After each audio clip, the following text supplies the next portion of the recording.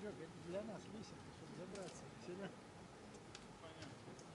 Извини, сразу. Смотри, как удобно, Серега. Смотри сюда. Опа.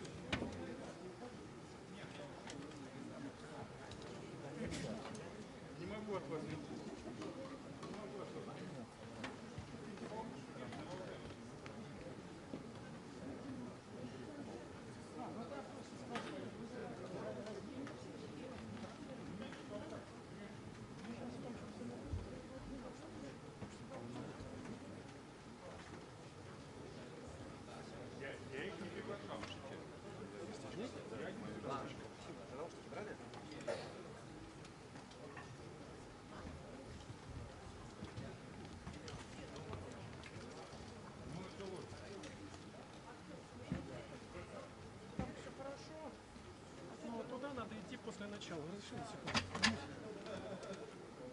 Вот здесь снять, а потом идти.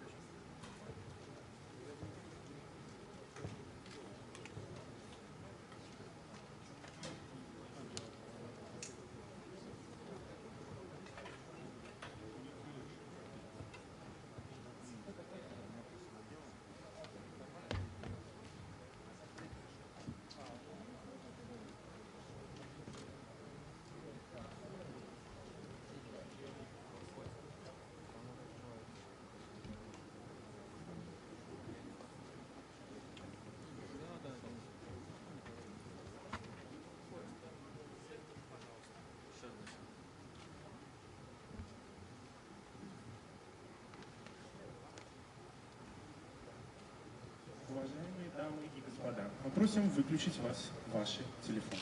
Спасибо вам большое. Dear ladies and gentlemen, please switch off your smartphones. Thank you very much.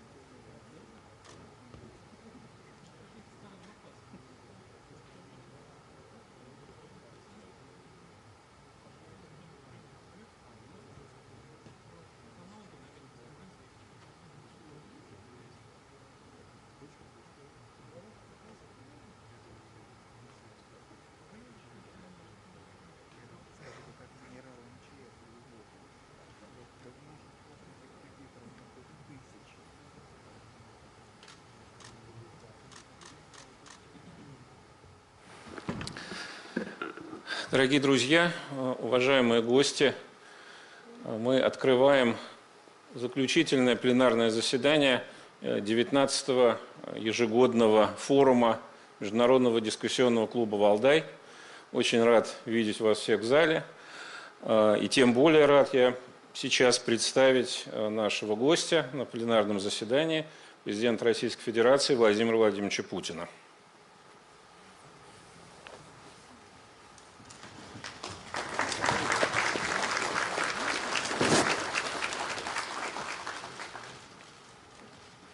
Владимир Владимирович, здравствуйте.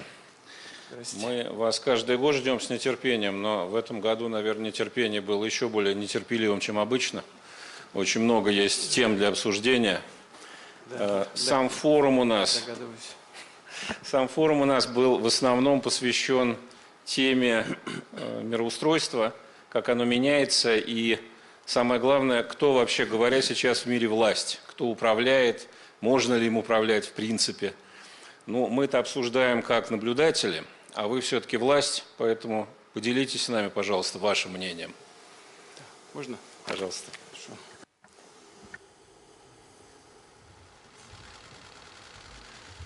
Спасибо большое, уважаемые участники пленарного заседания, дамы и господа, друзья. Я немножко познакомился с дискуссиями, которые здесь проходили в предыдущие дни. Очень интересно, содержательно. Надеюсь, вы не пожалели, что приехали в Россию и общаетесь друг с другом. Я рад всех вас видеть. На площадке Валдайского клуба мы с вами не раз говорили о тех сдвигах, серьезных, больших сдвигах, которые уже произошли и происходят в мире. О тех рисках, которые связаны с деградацией мировых институтов, с размыванием принципов коллективной безопасности, с подменой международного права так называемыми правилами.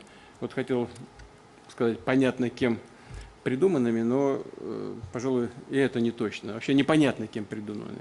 На чем основаны эти правила, что внутри этих правил. Судя по всему, есть только попытка утвердить одно правило, чтобы власть придержащие, сейчас о власти говорили, я говорю о глобальной власти, имели возможность жить вообще без всяких правил, и все им было позволено, все бы сходило с рук, чего бы они ни делали. Вот, собственно говоря, те самые правила, о которых нам постоянно, как в народе говорят, толдычат, то есть постоянно об этом говорят.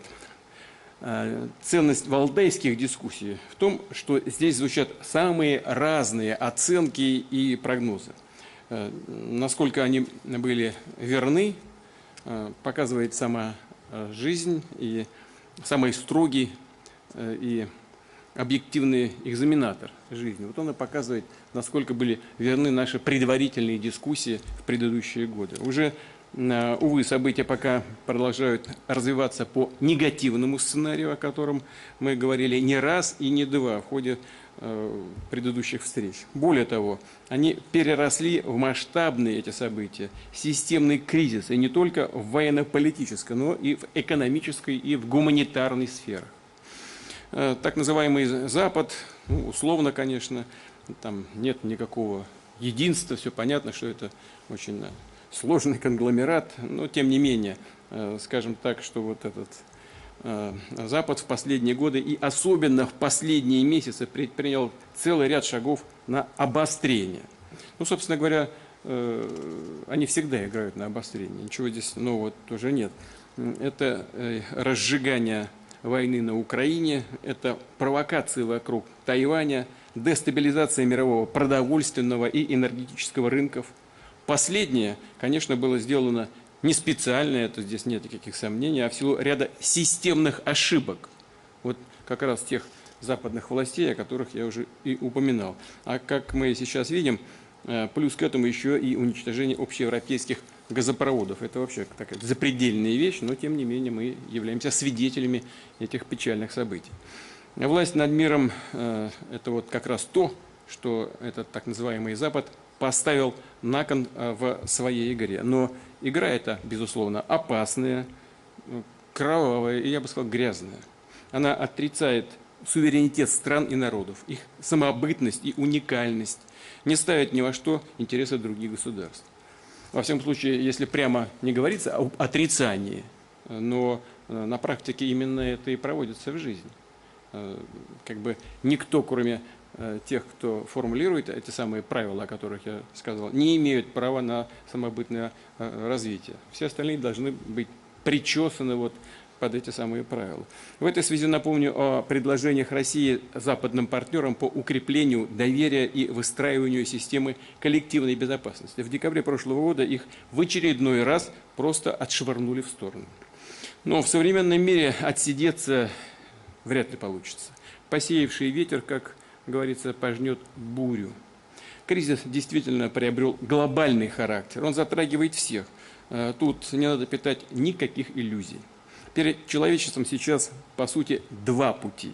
Или дальше накапливать груз проблем, которые неизбежно всех нас раздавит, или все же вместе попытаться найти решения, пусть и не идеальные, но работающие, способные сделать наш мир более стабильным и более безопасным. Вы знаете, я всегда верил и верю в эту силу здравого смысла, потому убежден, рано или поздно и новым центрам многополярного мироустройства и Западу придется начать равноправный разговор об общем для нас будущем. И чем раньше, тем лучше, разумеется. И в этой связи обозначу некоторые крайне важные для всех нас акценты.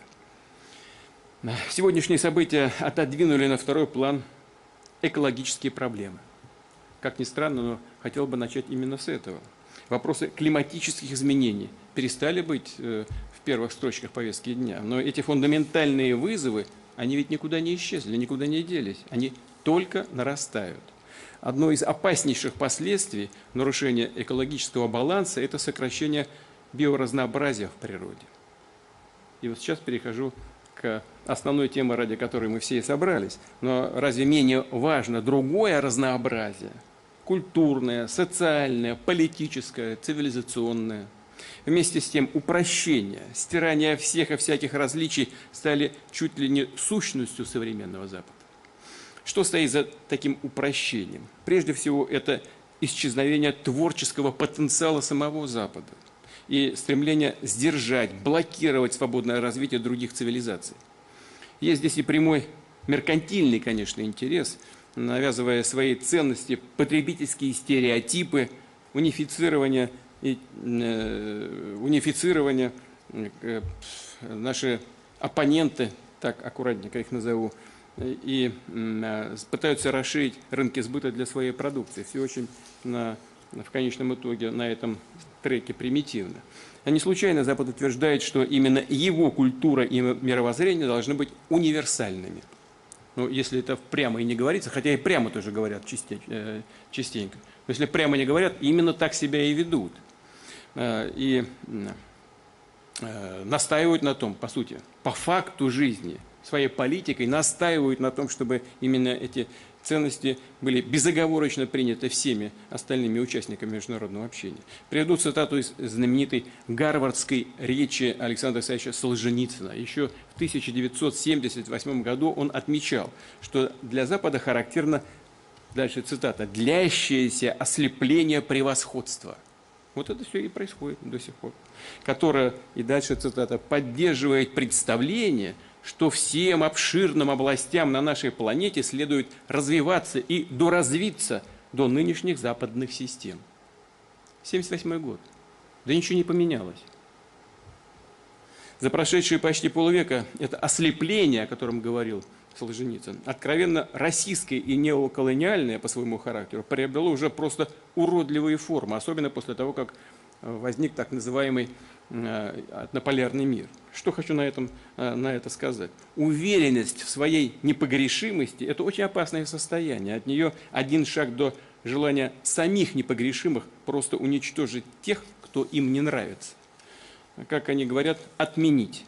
Ну, давайте вдумаемся хотя бы в значение этого слова. Даже в самый разгар холодной войны, на пике противостояния систем, идеологии и военного соперничества никому даже и в голову не приходило отрицать само существование культуры, искусства, науки других народов, своих оппонентов.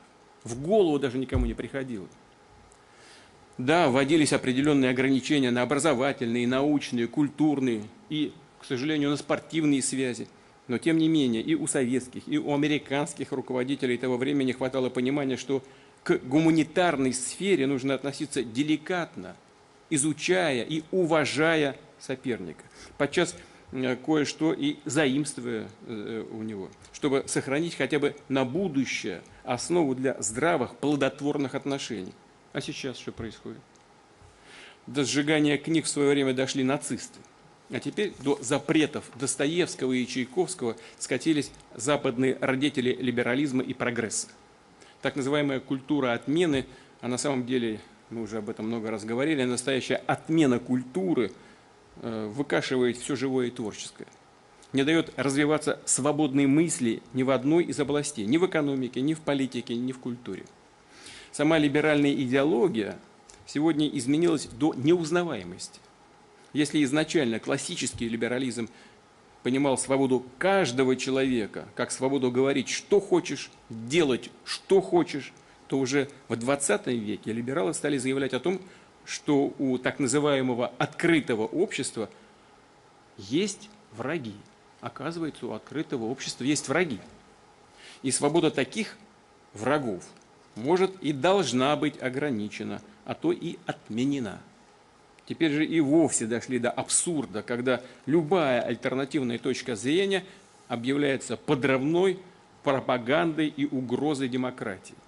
Вот чего из России не исходит, это все происки Кремля. Но на себя-то посмотрите. Неужели мы такие всемогущие? Чего любая критика в адрес наших оппонентов, любая, воспринимается как происки Кремля, рука Кремля? Ну это бред какой-то. Да чего скатились-то? Ну хоть мозгами-то пошевелите, как-то поинтереснее что-нибудь изложите. Свою точку зрения изложите как-то концептуально. Нельзя же все сваливать на козни Кремля. Все это еще в XIX веке пророчески предсказал Федор Михайлович Достоевский. Один из персонажей его романа «Бесы», нигилист Шигалев, так описал выдуманное им светлое будущее. Цитата. «Выходя из безграничной свободы, я заключаю безграничным деспотизмом». Вот к этому, кстати говоря, и пришли наши западные оппоненты. Ему вторит и другое действующее лицо романа Петр Верховенский, утверждая, что необходимо повсеместное предательство, доносительство, шпионство, что общество не нуждается в талантах и высших способностях. И дальше. Цицерону отрезывается язык, Копернику выкалывают глаза, Шекспир побивается каменьями. Ну вот к этому и приходят наши западные оппоненты. Что это, как не современная западная культура отмены? Вот великие были мыслители, и я благодарен, скажу по-честному, моим помощникам, которые нашли эти цитаты. Что можно на это сказать? История расставит, безусловно, все расставит на свои места и отменит не величайшие произведения общепризнанных гениев мировой культуры, а тех, кто сегодня почему-то решил, что вправе этой мировой культурой распоряжаться по своему усмотрению. Самомнение у таких деятелей, что называется, зашкаливает. Вот только имен их через несколько лет никто даже и не вспомнит. А Достоевский будет жить, и Чайковский, и Пушкин, как бы кому этого не хотелось. Именно на унификации, на финансовом и технологическом монополизме, на стирании всех и всяческих различий строилась и западная модель глобализации, неоколониальная по своей сути. Задача была понятная – укрепить безоговорочное доминирование Запада в мировой экономике и политике.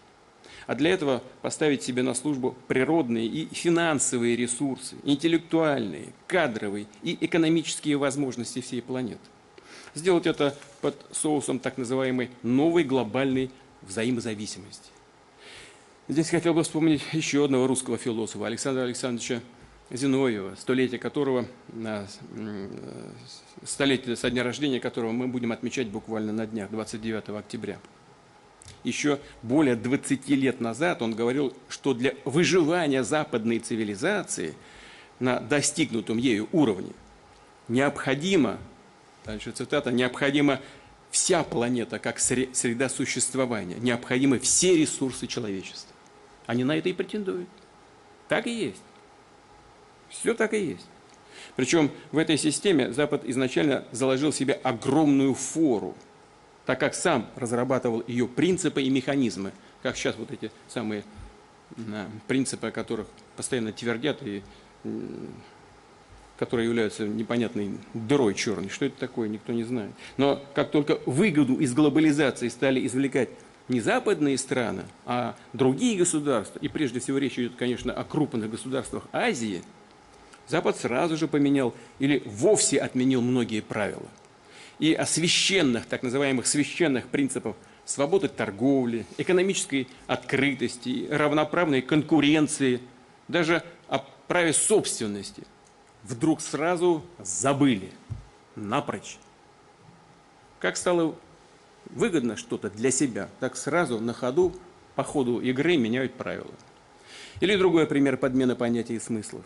Западные идеологи и политики много лет говорили и твердили всему миру: демократии нет альтернативы.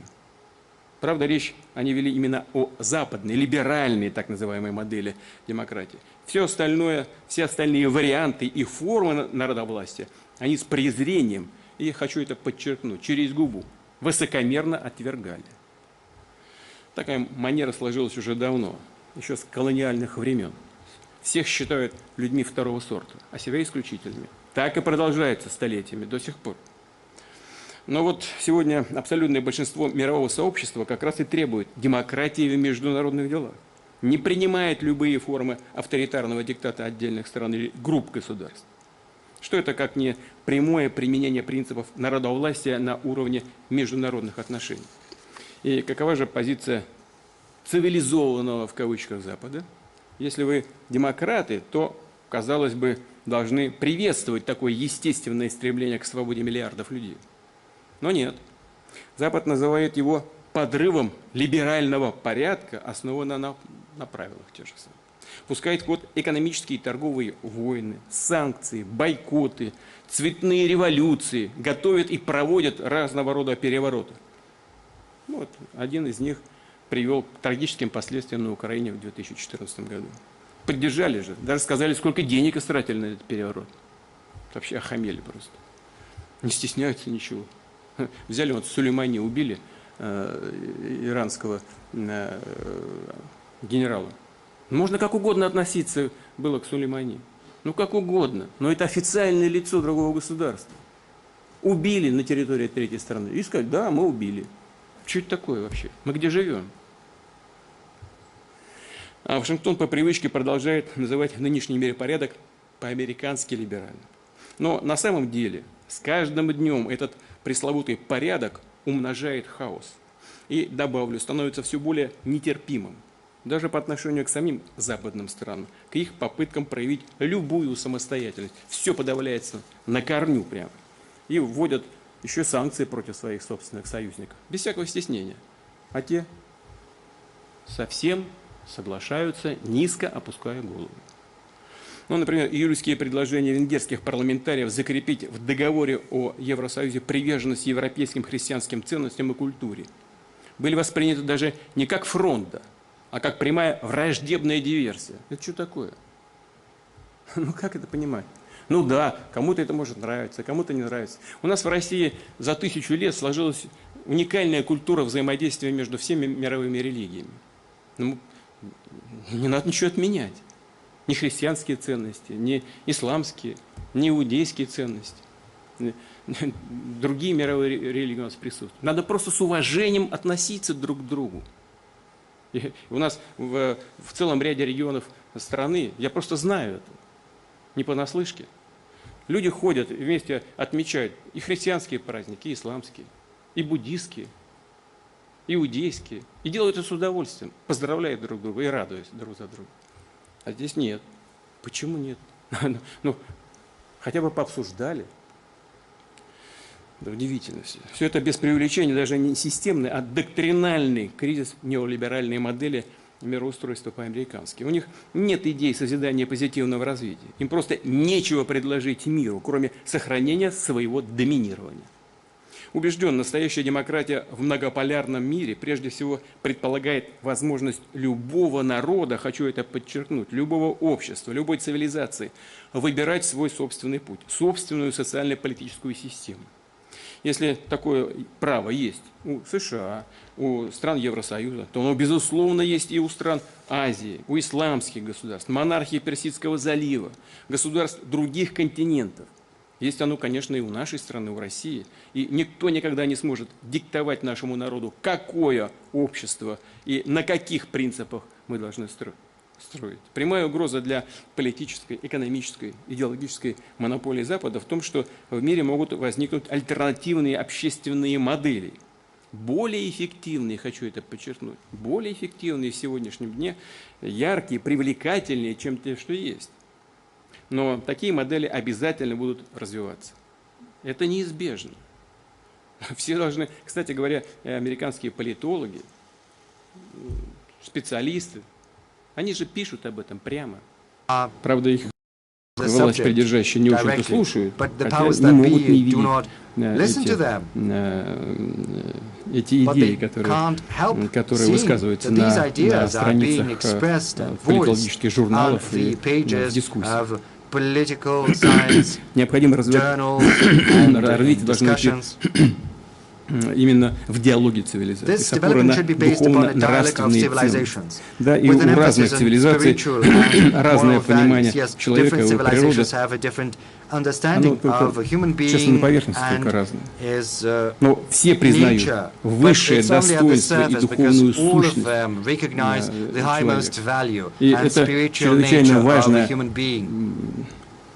чрезвычайно важно общий фундамент, на котором мы, безусловно, можем строить и должны строить свое будущее. Что здесь хочу особо подчеркнуть? Традиционные ценности – это не какой-то фиксированный свод постулатов, которых надлежит придерживаться всем.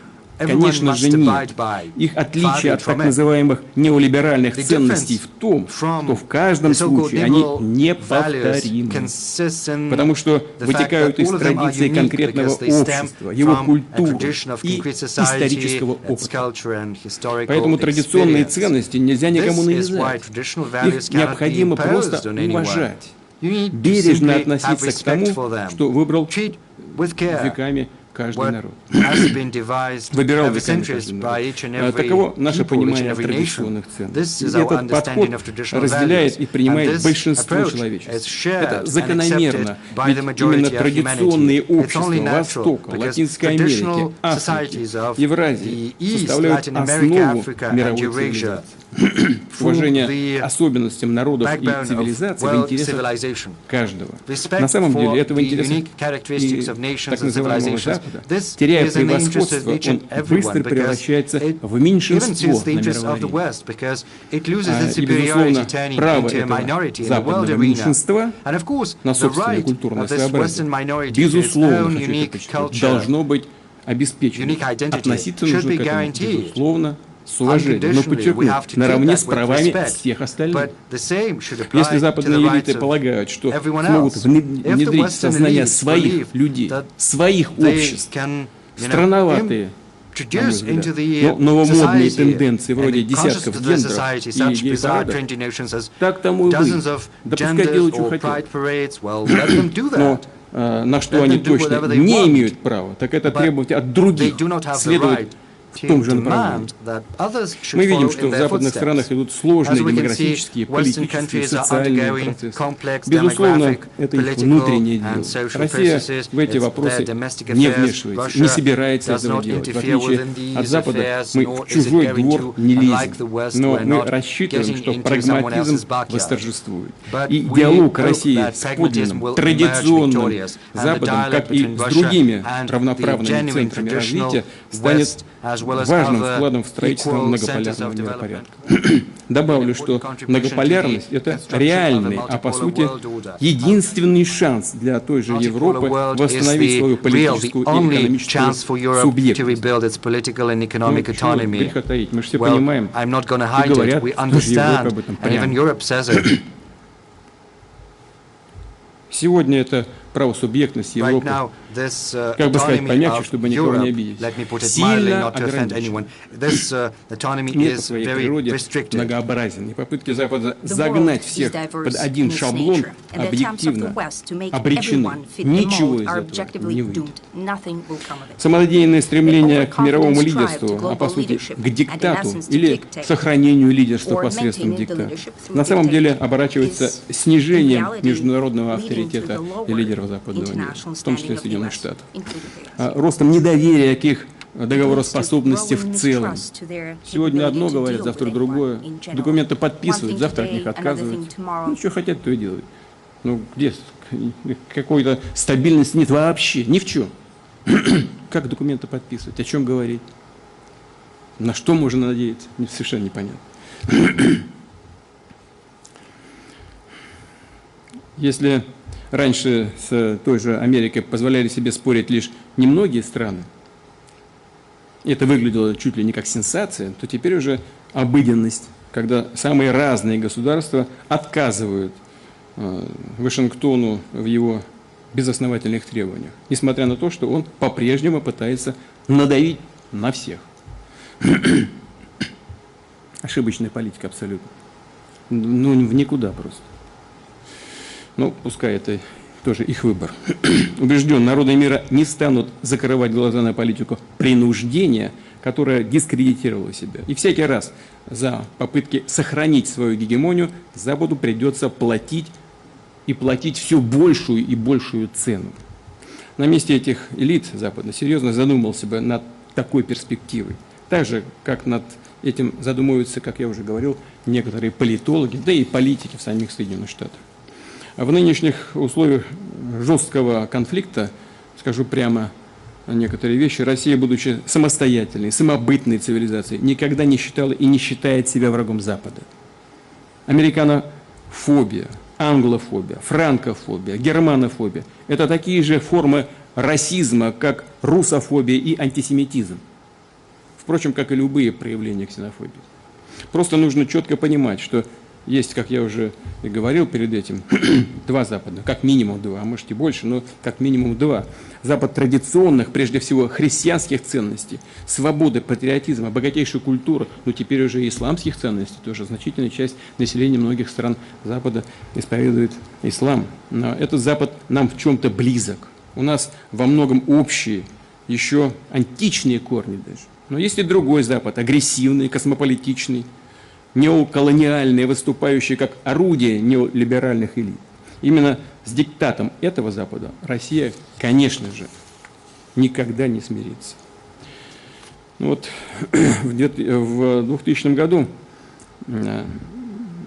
после избрания президентом, всегда с чем столкнулся, и всегда буду об этом помнить о том, какую цену мы заплатили за то, чтобы уничтожить террористическое гнездо на Северном Кавказе, которое Запад тогда практически открыто поддерживал. Здесь все взрослые люди, большинство из вас, присутствующих в этом зале, понимают, о чем я говорю. Мы же знаем, что именно так оно и было на практике. Финансовая, политическая, информационная поддержка. Ну чего? Все мы это пережили.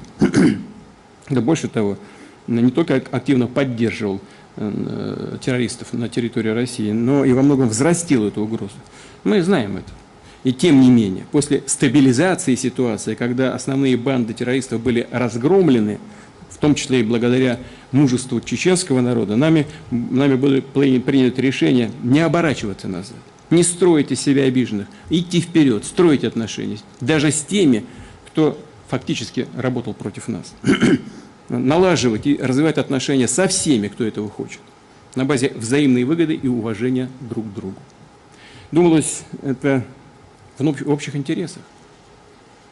Россия, слава Богу, пережила все трудности того времени, выстояла, укрепилась, с внутренним и внешним терроризмом справилась, экономика сохранилась, начала развиваться, обороноспособность начала повышаться. Мы пытались выстроить отношения и с ведущими странами Запада, и с НАТО. Посыл был один. Давайте перестанем быть врагами. Давайте жить дружно. Давайте вести диалог, укреплять доверие, а значит и мир. Мы были абсолютно искренними, хочу это подчеркнуть. Отчетливо понимали всю сложность подобного сближения. Но шли на это. И что же мы получили в ответ? Получили, коротко говоря, по всем практически основным направлениям возможного сотрудничества нет.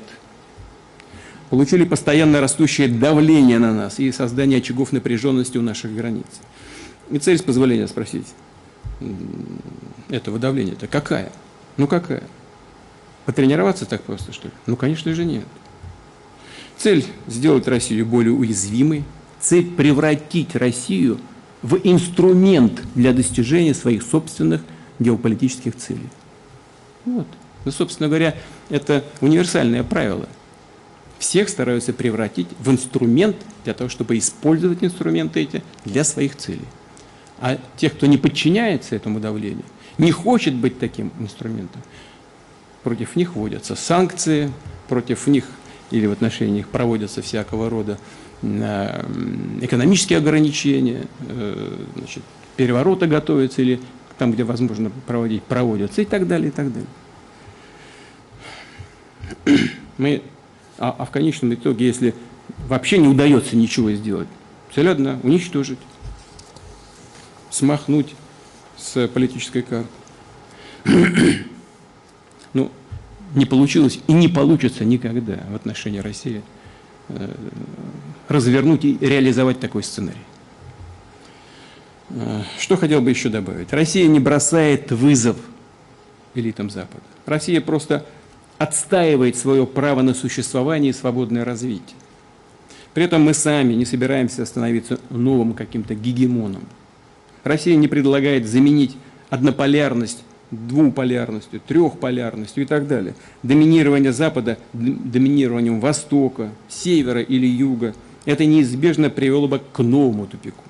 Я хочу здесь привести слова великого русского философа Николая Яковлевича Данилевского, который считал, что прогресс состоит не в том, чтобы идти всем в одном направлении, как нас подталкивают некоторые наши оппоненты.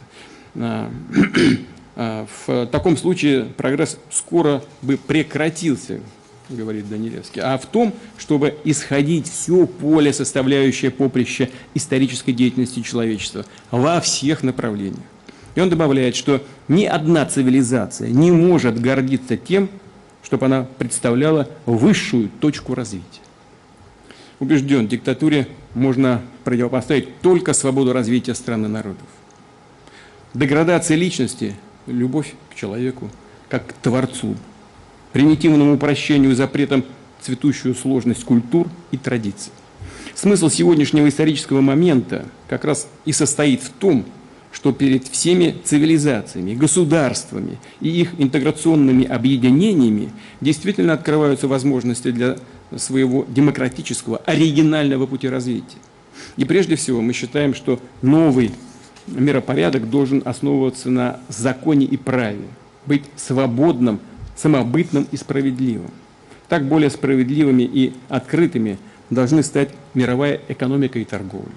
Россия считает неизбежным процесс формирования новых международных финансовых платформ, в том числе для целей международных расчетов. Такие платформы должны находиться вне национальных юрисдикций, быть безопасными, деполитизированными, автоматизированными и не зависеть от какого-либо единого центра управления. Возможно это сделать или нет? Конечно, да. Потребует немало усилий. Объединение усилий многих стран. Но сделать это можно. И это исключит возможность злоупотребления в сфере новой глобальной финансовой инфраструктуры. Позволит эффективно, выгодно и безопасно обходиться при международных сделках без доллара и других так называемых резервных валют.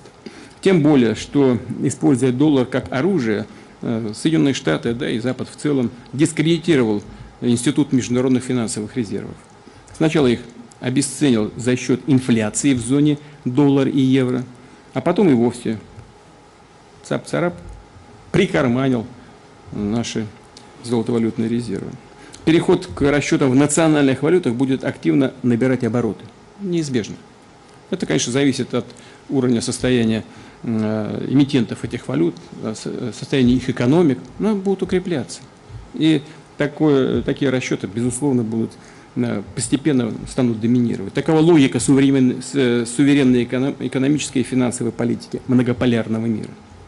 Далее. Сегодня новые центры мирового развития уже обладают уникальными технологиями и научными разработками в самых разных областях.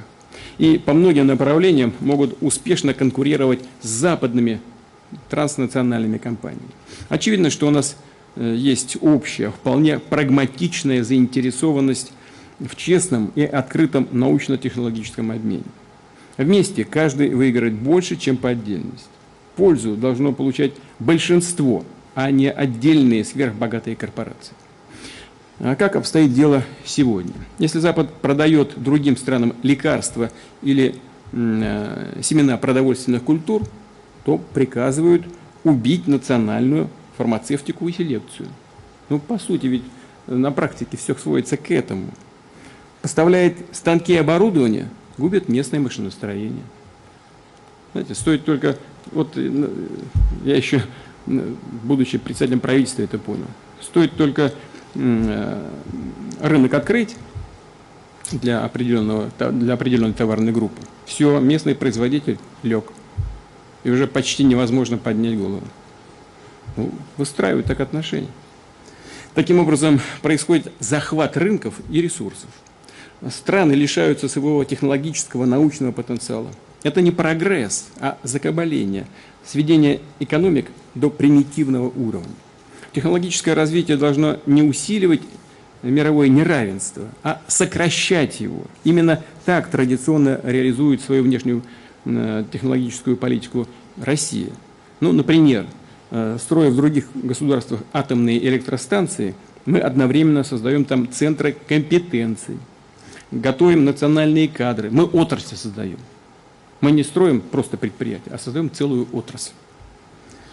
По сути, даем другим странам возможность совершить реальный прорыв в своем научно-технологическом развитии, сократить неравенство, вывести свою энергетику на новый уровень эффективности и экологичности. Вновь подчеркну, суверенитет, самобытное развитие ни в коем случае не означают изоляцию, авторкию, а наоборот, предполагают активное взаимодействие и взаимовыгодное сотрудничество на справедливых и равноправных принципах. Если либеральная глобализация – это обезличивание, навязывание всему миру западной модели, то интеграция, напротив, раскрытие потенциала каждой цивилизации в интересах целого ради общего выигрыша. Если глобализм – это диктат, к этому все сводится в конечном итоге, то интеграция – это совместная выработка общих стратегий, выгодных всем. В этой связи Россия считает важным активнее запускать механизмы создания больших пространств, построенных на взаимодействии стран-соседей, чья экономика, социальная система, ресурсная база, инфраструктура дополняют друг друга. Такие большие пространства, по сути, и есть основа многополярного мироустройства, экономическая основа. Из их диалога и рождается подлинное единство человечества, гораздо более сложное, самобытное и многомерное, чем в упрощенных представлениях западных идеологов. Некоторых западных идеологов. Единство человечества не строится по команде «делай как я, будь как я». Оно формируется с учетом и на основе мнения всех, с бережным отношением к идентичности каждого общества и народа. Именно на таком принципе может развиваться долгосрочное взаимодействие в многополярном мире. В этой связи, возможно, стоит подумать и о том, чтобы структура Организации Объединенных Наций, в том числе ее Совета Безопасности, в большей степени отражала именно многообразие мировых регионов. Ведь от Азии, Африки, Латинской Америки в мире завтрашнего дня будет зависеть намного больше, чем принято считать сегодня. И такой рост их влияния, безусловно, позитивен. Напомню, что западная цивилизация не является единственной даже на нашем общем евразийском пространстве. Более того, большинство населения сосредоточено именно на востоке Евразии, там, где возникли очаги древнейших цивилизаций человечества. Ценность и значение Евразии в том, что этот материк представляет собой самодостаточный комплекс, обладающий гигантскими ресурсами любого рода и огромными возможностями. И чем усерднее мы работаем над повышением связанности Евразии, созданием новых путей, форм сотрудничества, тем более впечатляющих успехов будем добиваться. Успешная деятельность Евразийского экономического союза, быстрый рост авторитета и влияния Шанхайской организации сотрудничества, масштабные инициативы в рамках одного пояса, одного пути, планы многостороннего сотрудничества по реализации транспортных коридоров север-юг и многие другие проекты в этой части мира, уверен, это начало новой эры, нового этапа в развитии Евразии. Интеграционные проекты здесь не противоречат, а взаимно дополняют друг друга. Конечно, если они осуществляются странами-соседними в собственных интересах, а не внедряются внешними силами, чтобы расколоть евразийское пространство, превратить его в зону блокового противостояния. Естественной частью большой Евразии могла бы быть и ее западная оконечность – Европа. Но многим ее лидерам мешает убежденность, что европейцы лучше других, что им не пристало участвовать в каких-то начинаниях на равных с остальными. За таким высокомерием они как-то и не замечают, что сами стали уже в чужой периферии и превратились, по сути, в вассалов, часто и без права голоса. Уважаемые коллеги,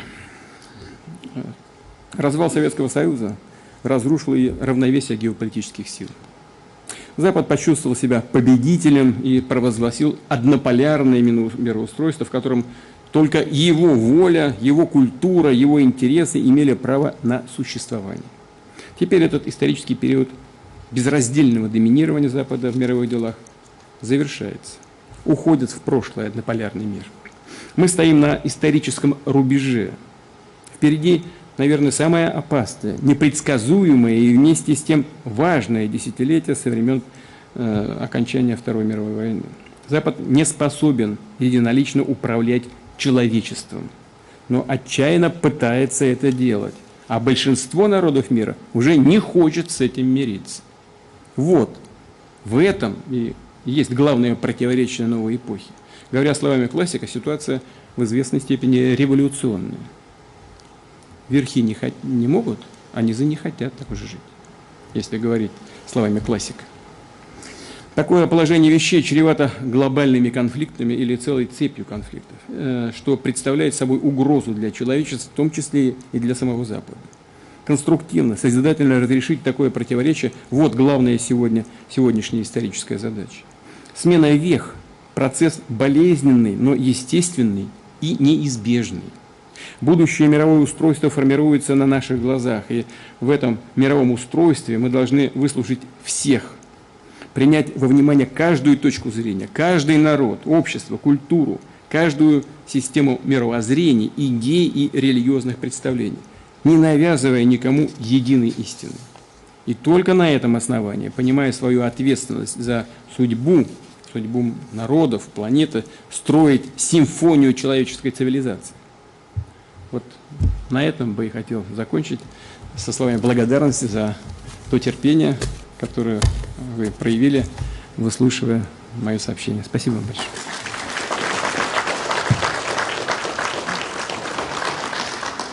Спасибо большое, Владимир Владимирович, за столь всеохватный текст речи. Не могу вот спонтанно не уцепиться за ваш финал, раз уж вы вспомнили про революционную ситуацию. Верхи и низы, ну, те, кто чуть постарше, все это в школе учили, естественно. А вы сами себя с кем больше ассоциируете, с верхами или с низами? С низами, конечно. Я же снизу. Да. Мама у меня была, как вы знаете, много раз об этом говорил. Семья рабочая. Отец рабочий, там, мастером работал в последнее время. Техникум закончил. Мамы не было образования даже среднего. Она просто была рабочей. И нянечкой работала в больнице, и кем только не работал, и дворником работал, сторожем ночным. Не хотела меня оставлять в детском саду, там, в яслях. Вот. Поэтому, конечно, Я всегда очень тонко чувствую, слава Богу, до последнего времени это было и есть, надеюсь, сохранится, очень тонко чувствую пульс того, чем живет рядовой человек. То есть на мировом уровне вы на стороне тех, кто не хочет? На мировом уровне, конечно, это входит в круг моих обязанностей, смотреть, что происходит на мировом уровне. Я за то, о чем только что сказал, за демократические отношения с учетом интересов всех участников международного общения, а не только интересов так называемого «золотого миллиарда». Понятно. Мы с вами встречались ровно год назад. Some tension in the international affairs, but when we look at October last year, it seems an idyll. A lot has changed over the last year. The world has been turned upside down, as some put it. To you personally, what has changed over the year that has passed internally in your perception of the world and of the country? What's been happening, what is still happening? In Ukraine in particular, well, these are not changes that are currently underway or are underway since the beginning of the special military operation. No, these changes have been happening for many years now. Some have been paying attention, others have not, but these are tectonic shifts of the whole global order. You know, these tectonic plates are constantly shifting and moving, and as experts say, first, it's all very calm, very tranquil. These plates are on the move constantly. Then they come against one another, the tensions build up, and an earthquake happens. So this is how it happened here. First, an accumulation of tensions and then a flare-up. But these changes used to happen in the past because new centers of power are emerging, and I'm not the only one to say that. These changes are happening due to objective reasons. Some power centers are wilting, and I'm not going to say why that is happening. This is only a natural process of bloom and perish and change. New ones are emerging mostly in Asia, but also in Africa. Yes, Africa is still a very poor continent so far. But you see the great potential to tap into. And the same applies to Latin America, and these changes will happen, these tectonic shifts. And it's the West that has driven us to this point. If there are any more questions, I'm ready to get back to what has happened in Ukraine. We were not the ones to organize a coup d'etat in Ukraine, which resulted in a series of tragic events, including our special military operation. We are not the ones who did it, but that does not matter. What matters is that tectonic shifts are always happening, and they will continue to happen independent of our actions. Our actions are simply highlighting more vibrantly what's happening, and they can push forward a little bit these processes that accelerate as compared to how they were unfolding before. But on the whole, these processes are inexorable and inevitable, and they would have happened regardless of how Russia could have acted in Ukraine. But what about our country? Something new over the last year? As far as Russia goes, yes, there are some issues. I referred to losses incurred due to the special military operation, and I always say that, yes, there are economic losses, but there are also enormous acquisitions. What is happening, indubitably, in the end, I emphasize that, in the end, will benefit Russia and its future. Why is that? Because it'll help reinforce our sovereignty in all domains, and in particular in the economic field. Just some time ago, with anxiety, we were thinking that we were turning into some kind of Islamic colony because we could not do anything without our Western partners. We could not conduct financial transactions. We did not have the technology. We thought we would be devoid of the markets or sources of new technology. We didn't have anything. They could simply, flick their finger and everything in Russia would collapse. But it didn't. And the fundamentals of our economy turned out to be far stronger than anticipated by others, even by ourselves. And this purification, this better understanding of our capabilities, this adaptability and the current conditions, as well as the objective need, not just to accelerate import substitution, but also to replace those who are leaving our markets. All of this has demonstrated that our businesses are capable of taking the place of those who are leaving. Those companies are whispering to us, we're not leaving for good, we will soon get back, but they're still selling billions in assets at $1. They are doing that, they're selling it to the management. So there is an agreement. They intend to get back. Well, how else? Certainly it's not a gift to these individuals. We understand the sentiment, we know it. And this is of great importance. We have come to realize in the end, we've always been saying that we are a great country, but now we understand that we can do it. We understand the consequences, the bad consequences in the midterm, because they are, shutting down access to technology for us, but that is what they were doing before. Of course, right now the situation is more difficult, but it turns out that we can do it. Another important component, a spiritual one, probably the most important one. First, this motto, we are not leaving anyone. And this is a motto which has been embedded deep in the hearts of each and every Russian and other citizens of Russia. The willingness to fight for our people leads to greater unity in society, and this has always been our country's strong suit. We've confirmed it and reinforced it. And during the last year, has there been anything in our country that has turned out to be true disappointment for you? Well, no. So no conclusion should be made, no changes. Well, these conclusions, we need them all the time, organizational conclusions, especially human personnel, human resources. We have to think about training new specialists, new workers.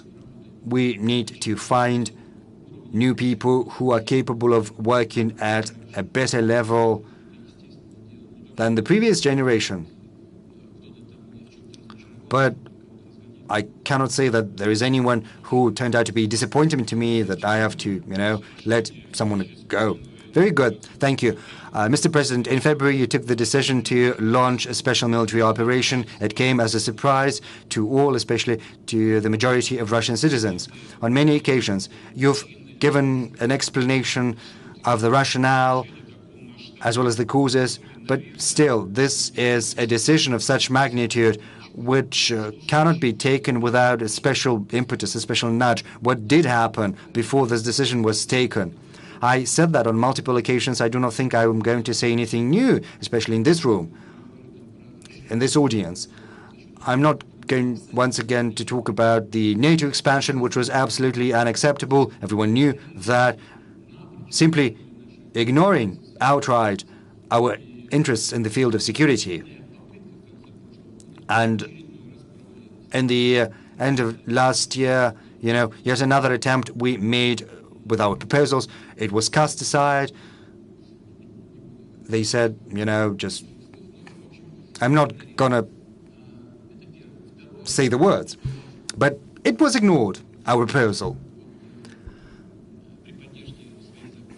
With the support of their Western patrons, Kiev authorities publicly refused to abide by the Minsk agreements. The leader said that they didn't like one point of the Minsk agreements. He said that publicly.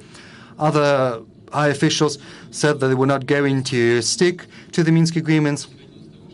The previous president said that he did sign the Minsk agreements, but he assumed that they would never be implemented. What else is there to say? If you need to embed something into the consciousness of millions with internet, with the media, this is one thing. And another thing is real politics, because there are some things that are happening and that are not being seen by people. And finally, real things came to light, became public. And we had to decide what to do with Donbass, because people were living for 8 years under fire, and they're still living under fire. We had to make a decision nonetheless, recognize their independence. But simply recognizing their independence and leaving them to their own devices, that was unacceptable. That is why we took the next logical step to incorporate them into the Russian Federation, because they would not survive on their own. They expressed their will, we know their sentiment. And of course, the fire still continued to reign, and Kiev authorities were prepared to conduct new military operations, because there had been previously 2 more military operations, and people were still living under the fire, and we had no other choice but to launch a military operation. Because, well, the other option was to simply wait for the Kiev authorities to begin a new military operation. That was the rationale behind our decision. Let's get back to 2014. Why did they need to execute this coup d'etat? Because Yanukovych all but renounced authority. He agreed to hold elections, and I do hope he's not going to take offense. He stood little chance of winning. So why did they need this violent, anti-constitutional coup d'etat? There is no response. Probably the response is to demonstrate who the master was, to tell everyone to do as they are bidden. There is no other explanation I can think of. Once the coup d'etat was executed, people refused to accept that, and this is what triggered the string of tragic events. The West could have implemented the Minsk agreements. Well, they're telling me that if I had been in the shoes of the then Kiev authorities, I would have signed these agreements as well. But they did sign them. And the heads of those unrecognized People's Republics also put their signatures to the document. One of them was later assassinated. So all of these actions resulted in the current tragic events. That's it. Do you have this sentiment that society has, that the enemy has been underestimated? Well, you know what the thing is? We saw what had been happening. 8 years they had been building fortifications in the Donbass, very strong fortifications. Secondly, we understood full well that this process would continue. And the further it went, the more dangerous it would have been for us, and the greater our losses would have been. And this is why we did it. And NATO was expanding its military presence in Ukraine, and these fortifications would have popped up not just along the line of contact. They would have popped up in different areas as well. And from the south, from the north, our troops are going around the Donbass, and if we had allowed it to run further, if they had a chance to acquire new weapons systems, then the situation for Russia would have been absolutely different from the point of view of running this special military operation. On multiple occasions, you said and you wrote in your article that we are one nation. Did you change your opinion? No, because it's a fact, a historical fact. In the 9th century, these territories saw the birth of Russian statehood, first in Novgorod, then in Kiev, and then they joined together. It was one nation that spoke one language, ancient Russian, Old Russian, and the changes in the language started to happen only in the 14th century, in the 15th century, due to the Polish influence, because the western parts of the Russian state ended up in a different country, and hence the changes in the language. During the development of an ethnic group, different things happen. If one part of an ethnic group achieves a level when they think of themselves as a separate nation, you have to treat that with respect. But this principle, this process happened due to a number of reasons. Some territories of Russia ended up in other countries, and these countries were pursuing their own interests. In Poland, these Russian territories were being Polonized, and heavy influence was exercised on the Russian language. You can look up the documents in the archive, and you can see letters to Warsaw, to Moscow, saying we are Russian Orthodox people, are asking Moscow, and so on and so forth. They asked Moscow to take them in the country, and they asked Poland to respect their tradition and their customs. And that is what they wrote. They wrote, we are Russian Orthodox people. Yes, afterwards, different processes started to happen. Then an enormous Russian Empire was born. European countries tried to set up, and they did, a certain barrier around the Russian Empire. You know, this principle that goes back to the classical antiquity, divide and conquer. And that is when these attempts started to happen, to divide and conquer the Russian nation. This happened in the 19th century, and then it was growing in magnitude, and it was supported by the West.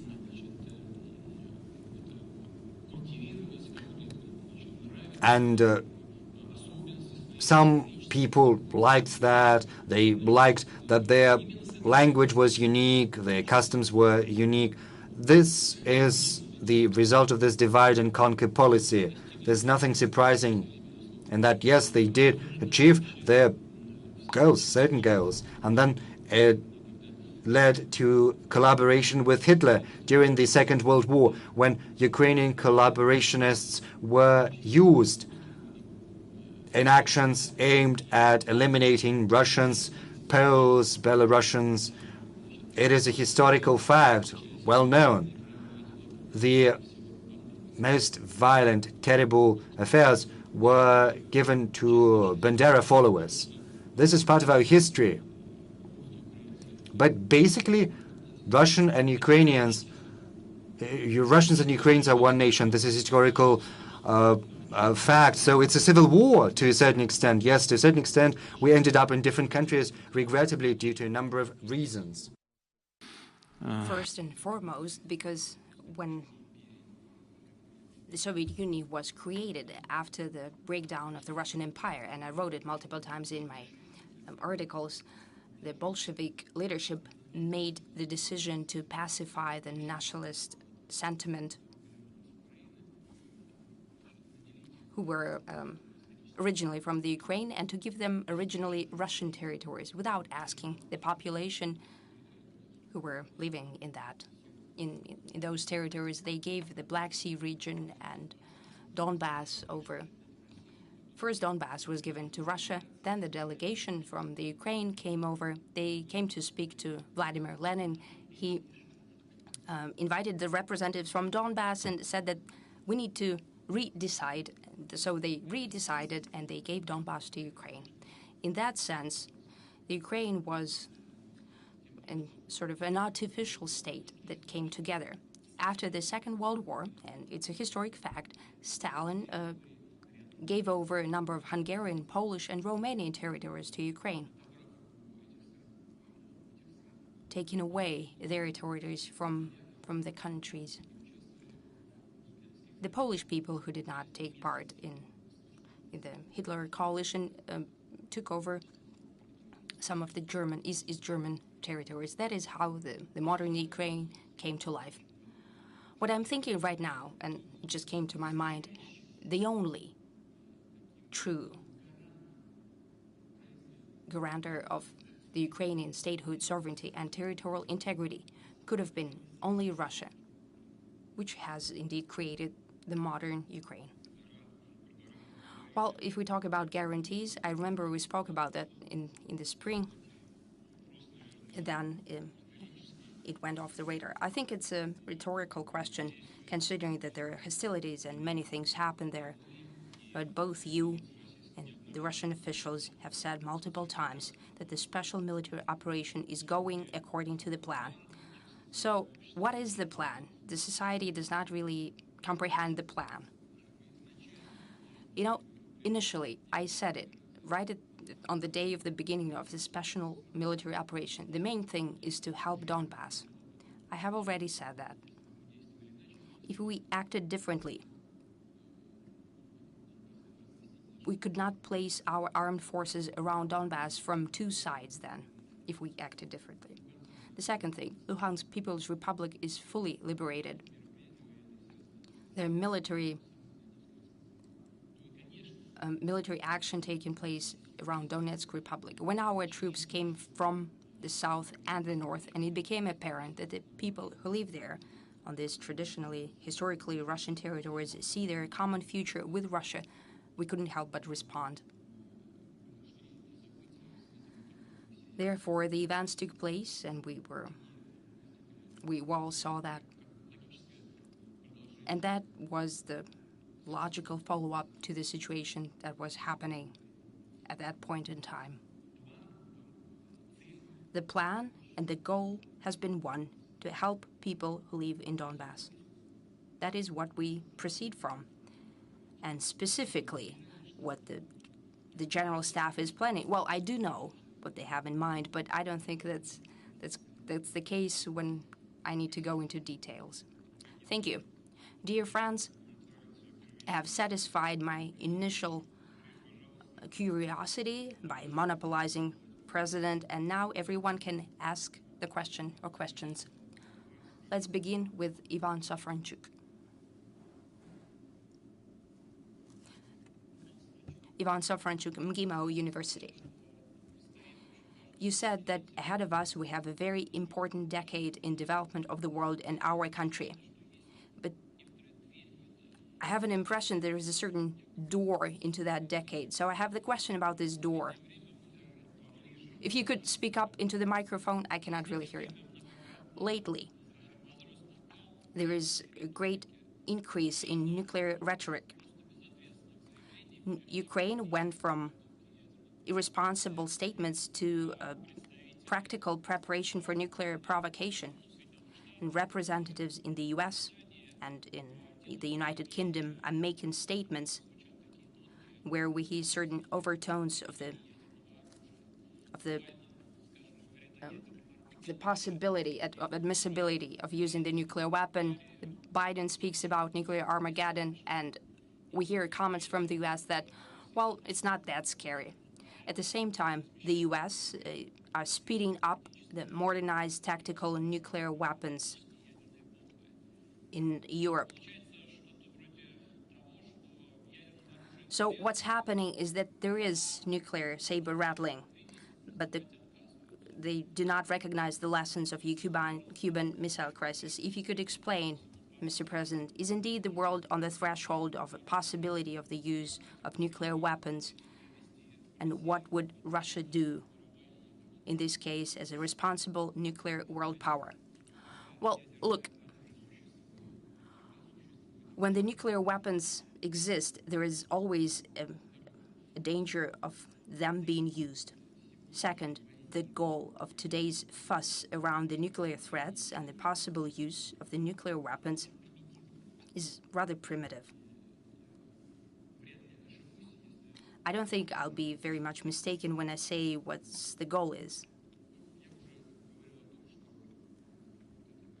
I've already mentioned the dictate of the Western countries and their attempt to apply pressure to all participants in the world arena, including the neutral or countries friendly to us, that all comes to a naught. They're looking for additional arguments to encourage and convince our friends or neutral states that they need to all together stand up to Russia.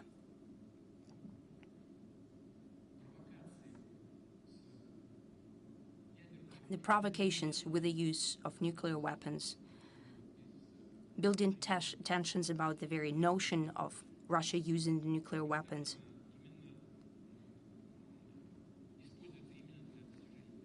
Have been put to use to this end to have an impact on our allies and our friends and neutral states, and to tell them, look at who you're supporting. Russia is so scary. You shouldn't support it anymore. Don't cooperate with it. Don't buy anything from them. Don't sell anything to them. That is a very primitive goal. What's happening in reality?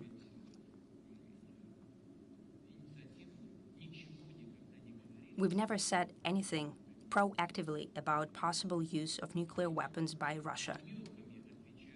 We have only hinted in response to those statements that the Western leaders have made. Madame Liz Truss, the ex-Prime Minister of the United Kingdom, she said it directly.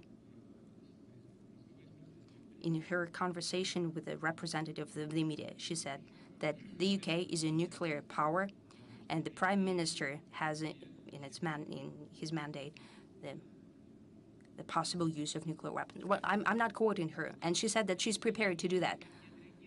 And no one responded in any way. Well, she just made a folly. She was a bit out of it. But can you say these things publicly? Well, even if she said it, someone should have corrected that. Washington, for example, could have said that they have nothing to do with that. They don't know anything about it. There shouldn't be any offense made, but just to distinguish themselves from that. And what we are to think, we think that this is a coherent position, that we have been blackmailed, and what should we do in response? Pretend that we haven't heard anything. A series of other statements were made on that matter. The leadership of the Kiev regime is constantly speaking about its strive to have a nuclear weapon. Now that's the first part of it. And now there are more discussions about what we're doing at the Zaporizhzhia nuclear power plant. So what are we doing? They're saying that quite directly, but they're always hinting that we're shelling and the Zaporizhzhia nuclear power plant. Are they out of their minds? Well, we're controlling this nuclear power plant. We have our troops based there. I've spoken to one of Western leaders. It's been several months since then. We're saying, what should we do? They're telling us to withdraw heavy weaponry from the Zaporizhzhia nuclear power plant. We said, consider that done. There are no heavy weapons there. Well, get rid of other weapons as well. Well, it's nonsense. You're laughing. It seems laughable. But I'm basically giving their statements verbatim. I said that you asked for representatives of IAEA to be based there. We have agreed to that. They are there. They even refuse to live in a hotel. They're living right on the territory of the nuclear power plant. And they can see with their own eyes who is shelling and where the projectiles are coming from. But no one is saying that Ukrainian troops are shelling the nuclear power plant. No one. However, they're building tension and building hype, accusing Russia. That's nonsense. It seems it should be nonsense, but that's really happening. I've also said it publicly already. I think there are 3 or 4 high-voltage transmission lines that have been downed by the Kiev regime around the Kursk nuclear power plant. Unfortunately, FSB didn't catch them, but I hope they will in the future. The sabotage was done. Well, they've done it. We informed all our Western partners, but silence is what we received in response. They did not respond in any way. So they're striving to have some kind of a nuclear incident to lay the blame at the Russian door and to start the new spiral of fighting against Russia, sanctions against Russia, and so on. I don't see any other point other than that. That is what's happening. Now, a new idea. We have published the intelligence data for a reason about an incident with a dirty bomb being prepared. We know where it is done, more or less. There is still some nuclear fuel that has been repurposed. The technologies that the Ukraine has allow them to do that. They've loaded up to Tochka-U missile, or they could blow up and say that Russia did that Russia has conducted a nuclear strike. But it doesn't make sense for us to do it, neither politically nor military. Still, it's being done. And I gave the instructions to Minister Shoigu to call all of his colleagues and to inform them about that. We cannot disregard such things. And now they say that IAEA wants to come over and to check the nuclear installations in the Ukraine. We are for it. It needs to be done as soon as possible. And the inspection should be as wide as possible, because we know that right now the Ukrainian authorities are trying to get rid of all the traces of their preparations. We know that. And now, as for, in the end, about use and non-use, and the only country in the world that has used nuclear weapons against a non-nuclear state is the United States. They did it twice against Japan. What was the goal? There was no military purpose in that. It brought zero benefit militarily. It made no sense to use the weapon against Hiroshima and Nagasaki, against civilians, basically. Was there a territorial threat to territorial integrity of the U.S. or their sovereignty? No, of course not. There was no point militarily to do that.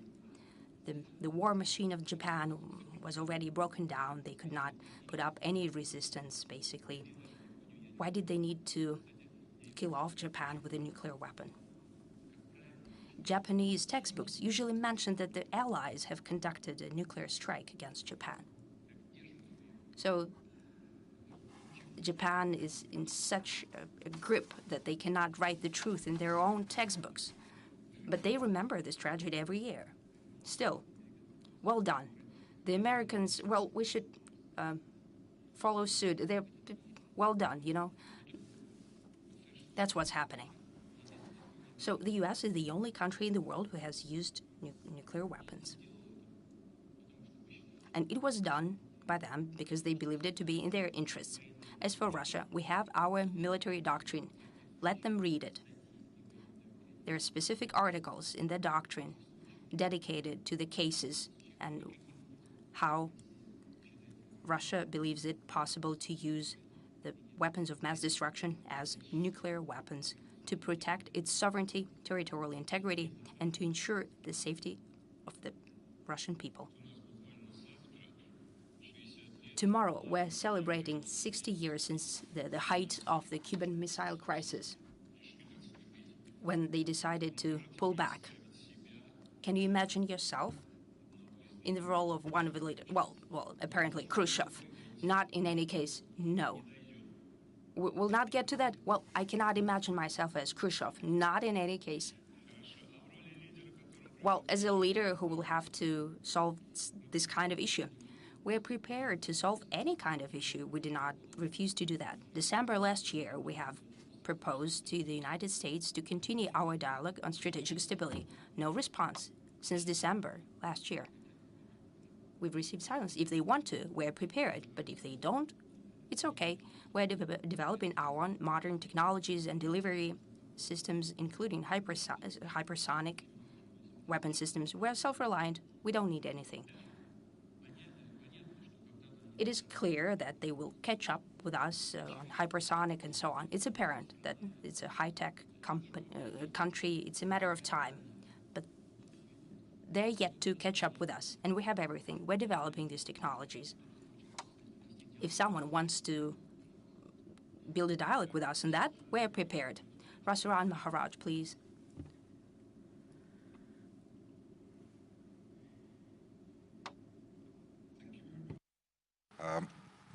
You have answered a direct point that I raised earlier, but if I could expand upon what I'd asked. Escalating and accelerating crises continue to further reveal the precarity, the precarious position we are in and what our system currently is driving us towards. So unequal exchange continues, as you pointed out. Inequitous distribution, especially of human capacity, capability, and competence, render future prospects of reconciliation and reform inside an unfair yet hegemonic system extremely bleak.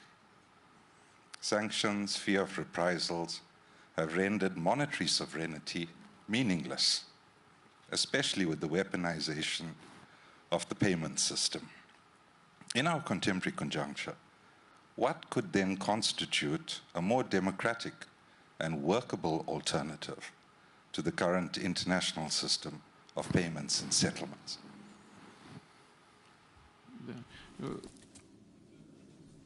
This is one of the key questions. One of the key questions of today's development and the future, not only the financial system, but also of the global world order. I think you've hit the bullseye here. After the Second World War, the U.S. has created a Bretton Woods system and has fortified it and enforced it in many dimensions. They've created international institutions under their control. In the sphere of finance, international trade. Now, these systems are failing.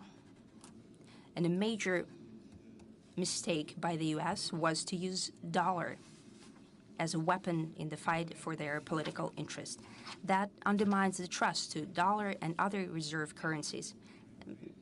It undermines the trust drastically, and I know what I'm talking about here. Now everyone is doubting whether they should have international reserves in dollars.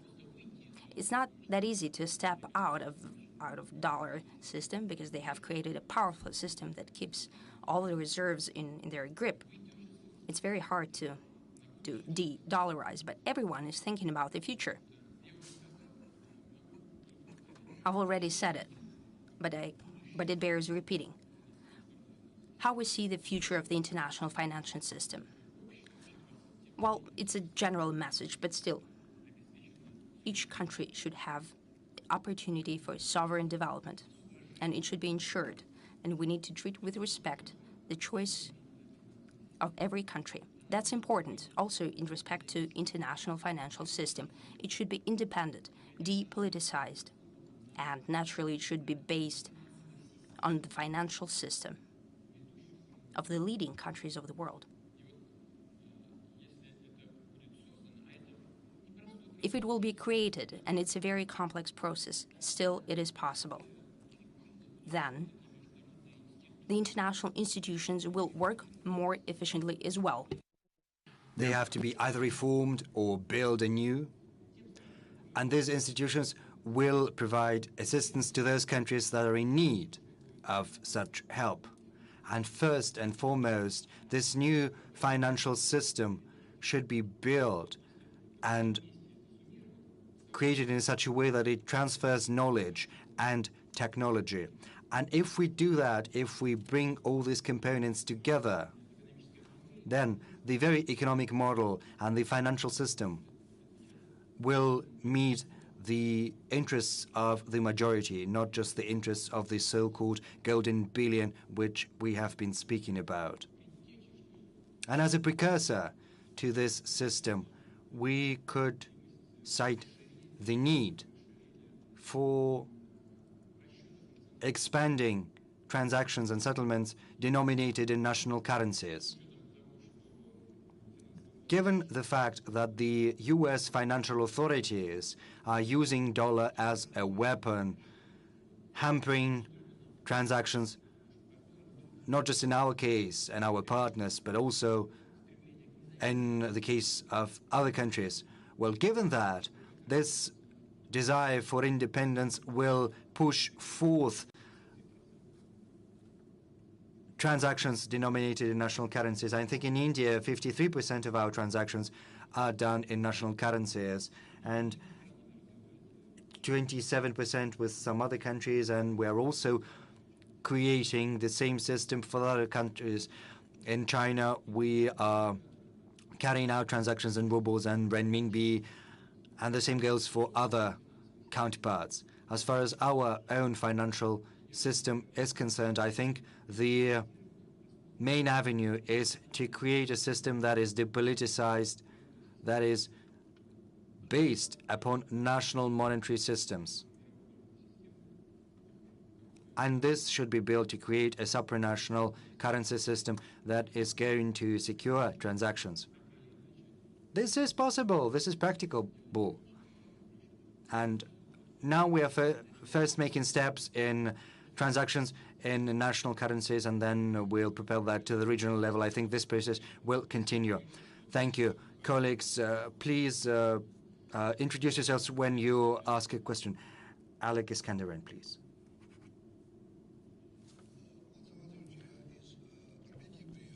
Mr. President, I have come from Armenia. My question is about my country and my region. Recently, we have been hearing an increasingly vibrant discussion about a treaty prepared between Armenia and Azerbaijan. And these discussions highlight that there are two competing projects: the Russian project with Russia as an intermediary, and the West project with the West. The situation is a risky one. And across the region, the situation is volatile, teeming with risks.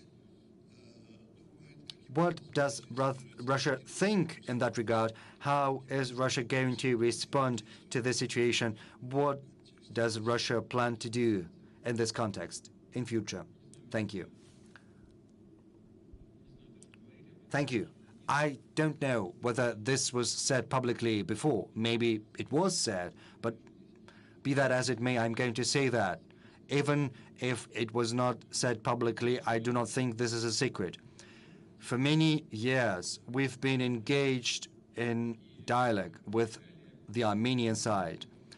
We were proposing that the Nagorno-Karabakh issue should be settled in the following manner. Armenia was in control of 7 areas of Azerbaijan, and Armenia said that they should be moving towards normalizing relations. There are 2 corridors. These are big areas. At a certain stage, an agreement could be reached with Azerbaijan to transfer 5 areas, because there's no sense in keeping them. They are desolate. People have left. They were basically chased away from these territories. There's no point in keeping them. And to have still connection with Nagorno-Karabakh, these 2 areas would have been sufficient. And we believe that this would be, just, it would be fair to get refugees back, and it would have been a good step towards normalizing the situation in the region as a whole. But the Armenian leadership chose their own path. As you know, this is what led to the current state of affairs. Now a question begs itself of how to resolve this issue and how to achieve a peace settlement. We believe, and this is our position, that there is a need for a peace treaty, and we support peaceful resolution, as well as the delimitation of the border and the settlement of all the other border issues. The question is which path to choose, but it is up to Armenia and to the Armenian people and leadership to decide. Whatever option they choose, should it lead to peace, we will support it. But we are not going to impose anything. Nor can we dictate our will to Armenia. We're not going to.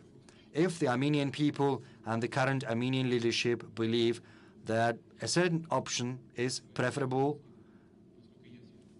as far as I understand, it can be the Washington draft, which recognizes Azerbaijan's sovereignty of Nagorno-Karabakh. If Armenia deems that acceptable, well, let it be. We will support any choice the Armenian people makes. If Armenia, the Armenian leadership and the Armenian people believe that Nagorno-Karabakh has certain characteristics, unique ones, that have to be respected, and that this should make its way to the peace treaty, then this option is also on the table.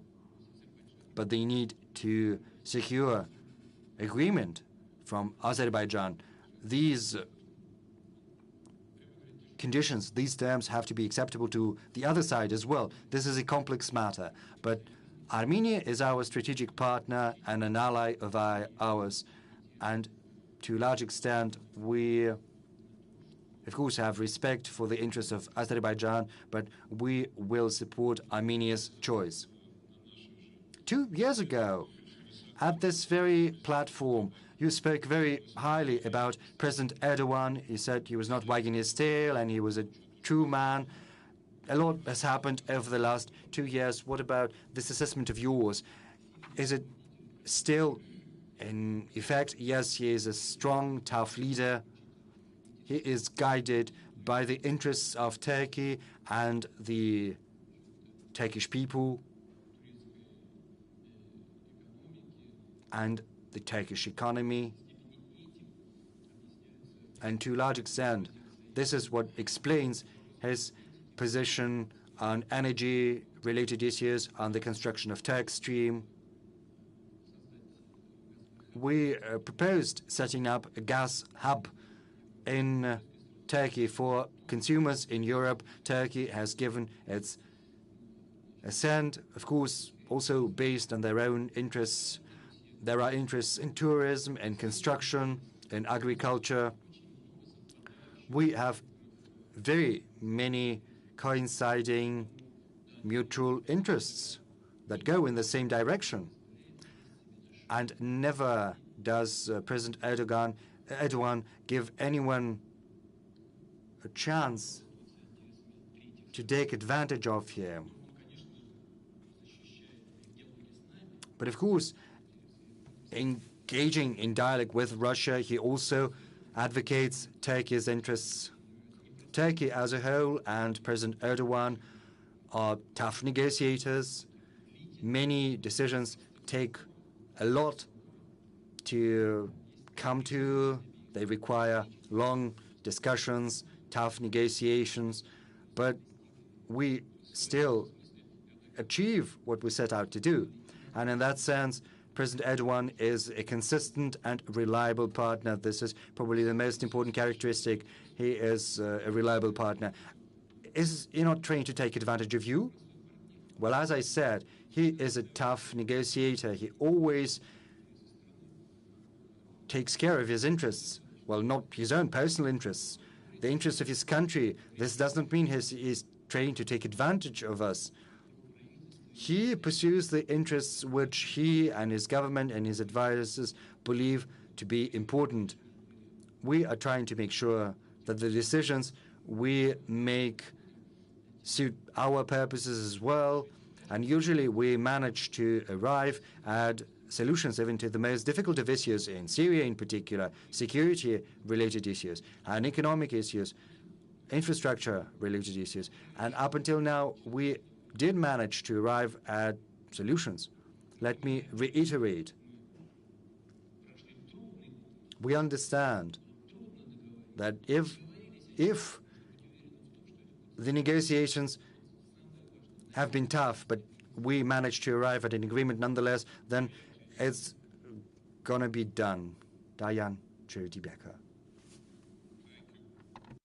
My name is Dayan Jatilaka, former ambassador of Sri Lanka to the Russian Federation. Mr. President, it is said that Russia is now facing a proxy war waged by the collective West and NATO. If so, it is probably the most serious threat faced by Russia since 1941. At that time, during the Great Patriotic War, the Soviet leader, who was a communist, reached out to the Orthodox Church and to Russian nationalism in order to form a broad front to defend Russia. Would you say that in a similar spirit, you would revisit the Soviet-Russian past, the communist heritage from 1917, to extract any useful elements of it, including the history of the Red Army? And would you think it worthwhile to reach out to the communist elements, however few they are, in Russia, to join in a broad patriotic front? Thank you. Моя позиция заключается в том... My position consists in the following. I believe we have to take advantage of all of our historical heritage. I believe we should not renounce anything. We should not turn away from the positive elements we used to have in the history of the Russian Empire. There was a lot of positive in the USSR. There were advantages, disadvantages, problems and issues that were overcome in different fashion. They had different consequences. As far as our relationship with the left part of the political spectrum is concerned, as well as other political movements, I can tell you that the special nature of the current Russian society, we have a consensus as far as Russian foreign policy is concerned. Yes, we have pro-Western elements whose families live there, whose children study there. It's a very small component, and every country has such an element. But mostly our society enjoys a consensus. There is a great level of consolidation, regardless of their political hue, regardless of how they view the path Russia should take in its development. Communists believe that everything should be nationalized once again, that we need to return the state into the economy. Well, how efficient this is going to be, it's hard to tell. To an extent, at a certain stage in history, this probably might happen. We have a law on nationalization, but we are not resorting to it because there is no need for that. We assume that we need to use the most efficient tools for our country's development, mainly the principles of the market, but under the guidance of the authorities and the citizens. We need to use these advantages to achieve such goals as greater well-being for the country, eradication of poverty, taking efforts to build more and better, achieve better health care and education, and address other important issues we're facing. That is why we are working and engaging with those who profess left right-wing views. We have respect for them. As you have aptly said, the Soviet Union was controlled by the Communist Party for a very long time. I'm not gonna into detail saying what bad things they were and others. You also mentioned religious organizations. We have 4 traditional religions in Russia. All of them are vastly patriotic as far as the Russian Orthodox Church is concerned. Throughout all of Russian history, it's been together with its faithful, with its believers and with its people. And the current stage is no exception. We have some characteristics, special characteristics right now with regard to our religions. We're not interfering in the internal life of our religions. We probably give them vaster freedoms than some countries that deem themselves to be democratic ones. We believe that we owe our religions a great debt because during the Soviet times their property was taken away from them, sold sometimes. It dealt a heavy blow to religious organizations, in particular to the Russian Orthodox Church. That is why we're trying to support all of our religious groups without, however, interfering in their internal affairs. I think it had never happened before. On the one hand, we sense this general patriotic sentiment. People are patriotic, they want our country to be stronger, our interests abroad be protected. At the same time, we provide full freedom to these organizations, to our citizens. This situation, I think, yields the results we seek. Very well. Kubat Rakimov, please. Kubat Rakimov, Kyrgyzstan. Mr. President, Russia truly is a leader of a new anti-colonial movement across the world. Russia's dedication to traditional conservative values is also resonating. But throughout the history of the Valdai Club, we've seen a great demand for social justice, for a fair organization of social relations. What is your view of this matter, and how can we serve you as experts of the Valdai Club? This is my first question. My second question is as follows. What do you think about the prospect of transferring the capital of Russia eastwards to the center of Russia, to the center of Eurasia, to be closer to the Shanghai Cooperation Organization? Thank you. As far as a more just social order is concerned, as per our constitution, Russia is a social state, a social justice state. Everything we do, all our national goals are dedicated to addressing social tasks. We can go hours and hours, and even our today's discussion is not going to be enough to demonstrate fully that everything we do, whatever we do, seeks to address social issues. There are still many issues outstanding, and I said that in the past. We need to develop our economy, and upon this basis we have to address education, healthcare, technological development issues. We have to change the very structure of our economy. Structural changes are most important. This will lead to changes in the labor market, and we have to think about people who are going to be freed up when the market is going to change. We have to retrain them, to give them additional training.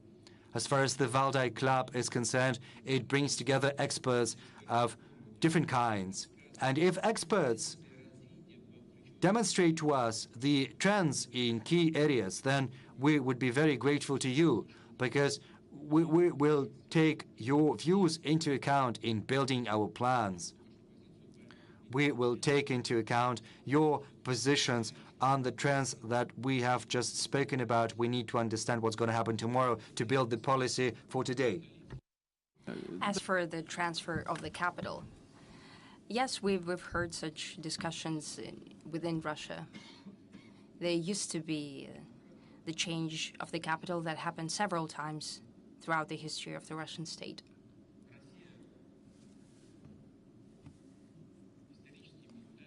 Historically and mentally, Russia has always been associated with Moscow. And I know that there are issues in the development of the capital as a tremendous city, as a megapolis, but I have to say that under the leadership of the current mayor, Mr. Sobyanin, has been solved much more efficiently than in other countries of the world and other megapolises. Yes, there are some issues that have to do with transportation and social infrastructure development. Still, over the past years, Mayor Sobyanin has done a lot for these issues to be curbed and to create the necessary conditions for the citizens of Moscow and everyone who comes over here to Moscow to work there or as a tourist, for them to feel comfortably in the capital. A lot has been done for the development of the city in the past years.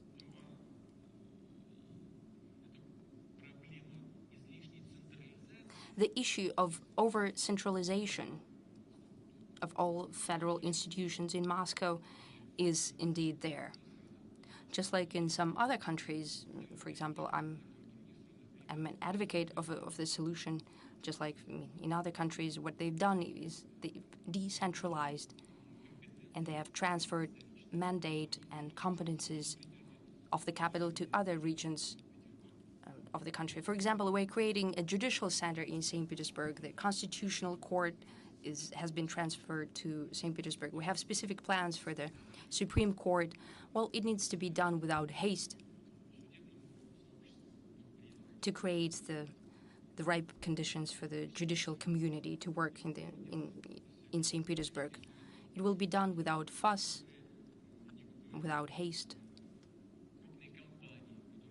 Some major companies, for example, which work in Siberia, for example, but their management is situated in Moscow. They could have placed their headquarters in Siberia. And that happens. For example, Rushydro. They've created their base in Krasnoyarsk, I believe. They're creating their HQ there, as well as some of the central authorities could be more decentralized around the territory of Russia. That will benefit the governance system and the regions where they will be situated. Thank you. Ivan Timofeyev.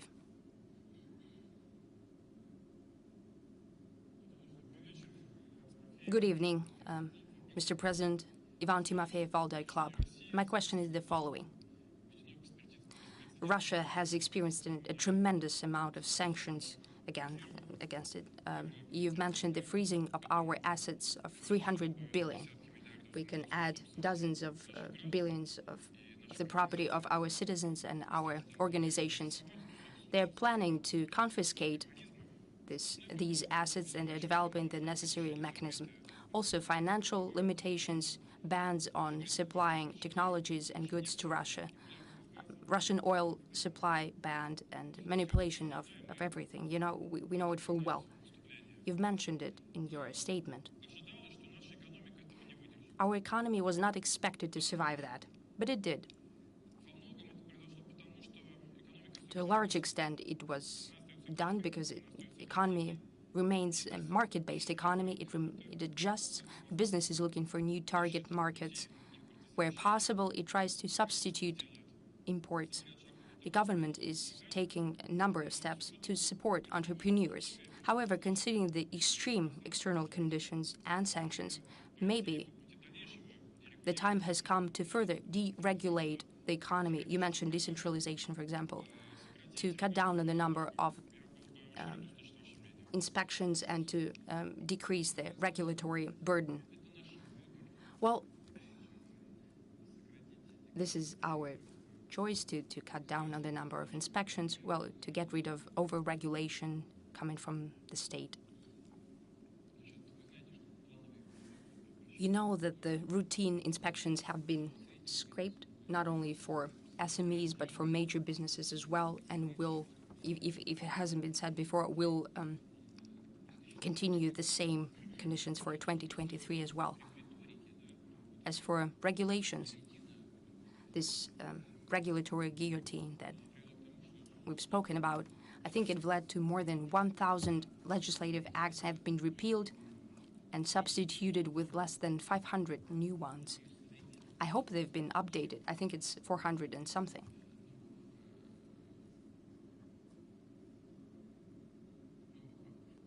New regulation acts that regulate the economic activity. We'll continue down this path. Naturally, with the exceptions to those types of production that have to do with certain risks for the consumer. I think it's quite apparent to everyone. Still, even here, we'll try to make it so that all these regulatory functions and inspections would be targeted and will not stand in the way of the work of business on the whole and certain businesses. Well, you're quite right that as a response to all kind of limitations introduced against Russia and against its economy, you said that the economy was meant to be brought down. Well, it wasn't supposed to. That was the very goal, but that did not happen. Indeed, the economy became more resilient, more adjusting. It turns out that our entrepreneurial community is rather mature and is capable of taking over those spheres and those businesses that have been left by some of the partners. It was done very easily. Our businesses take over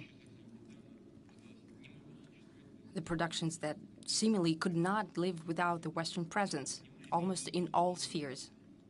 Yes, we see some issues in midterm perspective. We understand that we cannot produce everything. In the morning, I spoke to some of the colleagues before I traveled here. It's clear that I've been talking to everyone in the government, in the central bank, in the administration. Our experts believe that the acme of hardships that had to do with this influx of sanctions and limitations is over.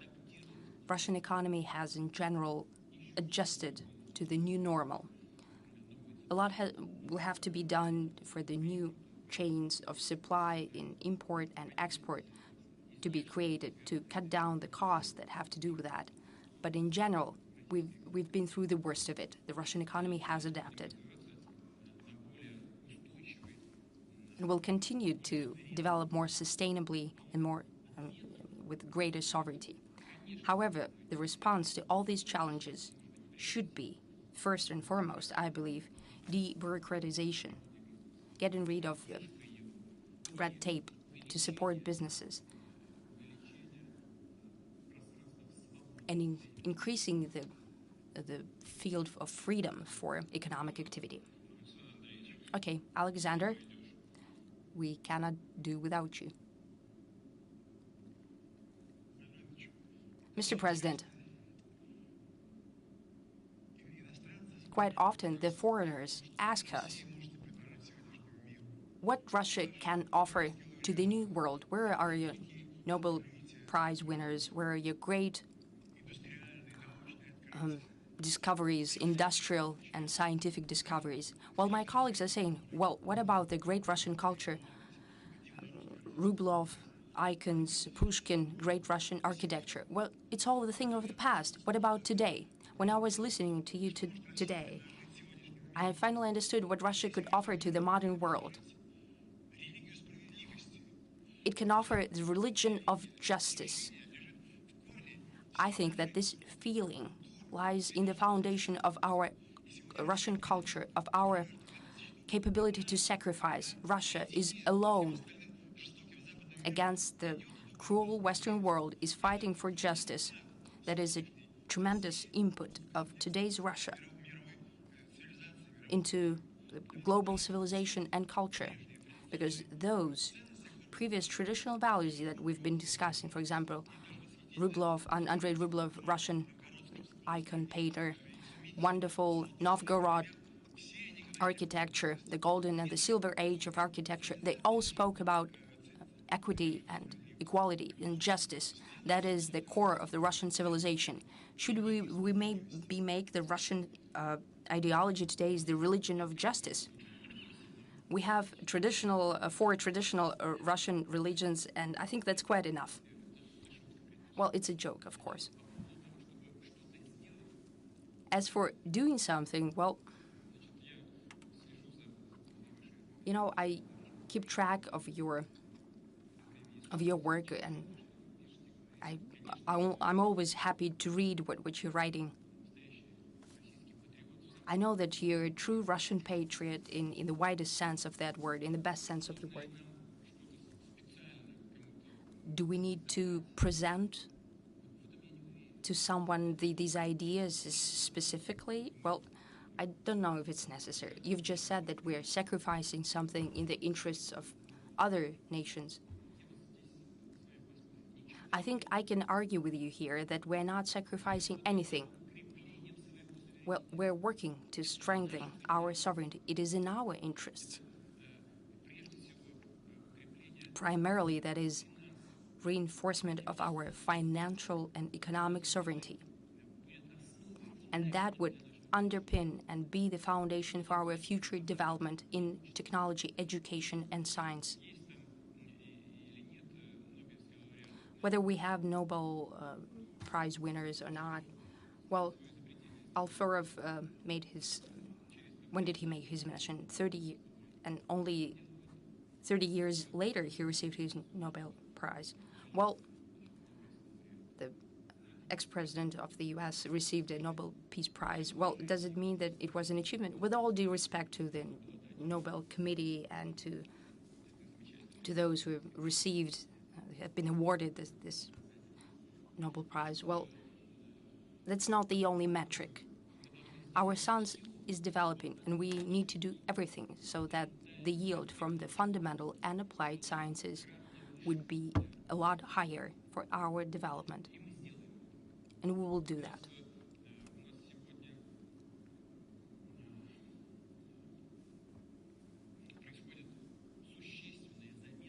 What's happening today is we have great rejuvenation of scientific talent.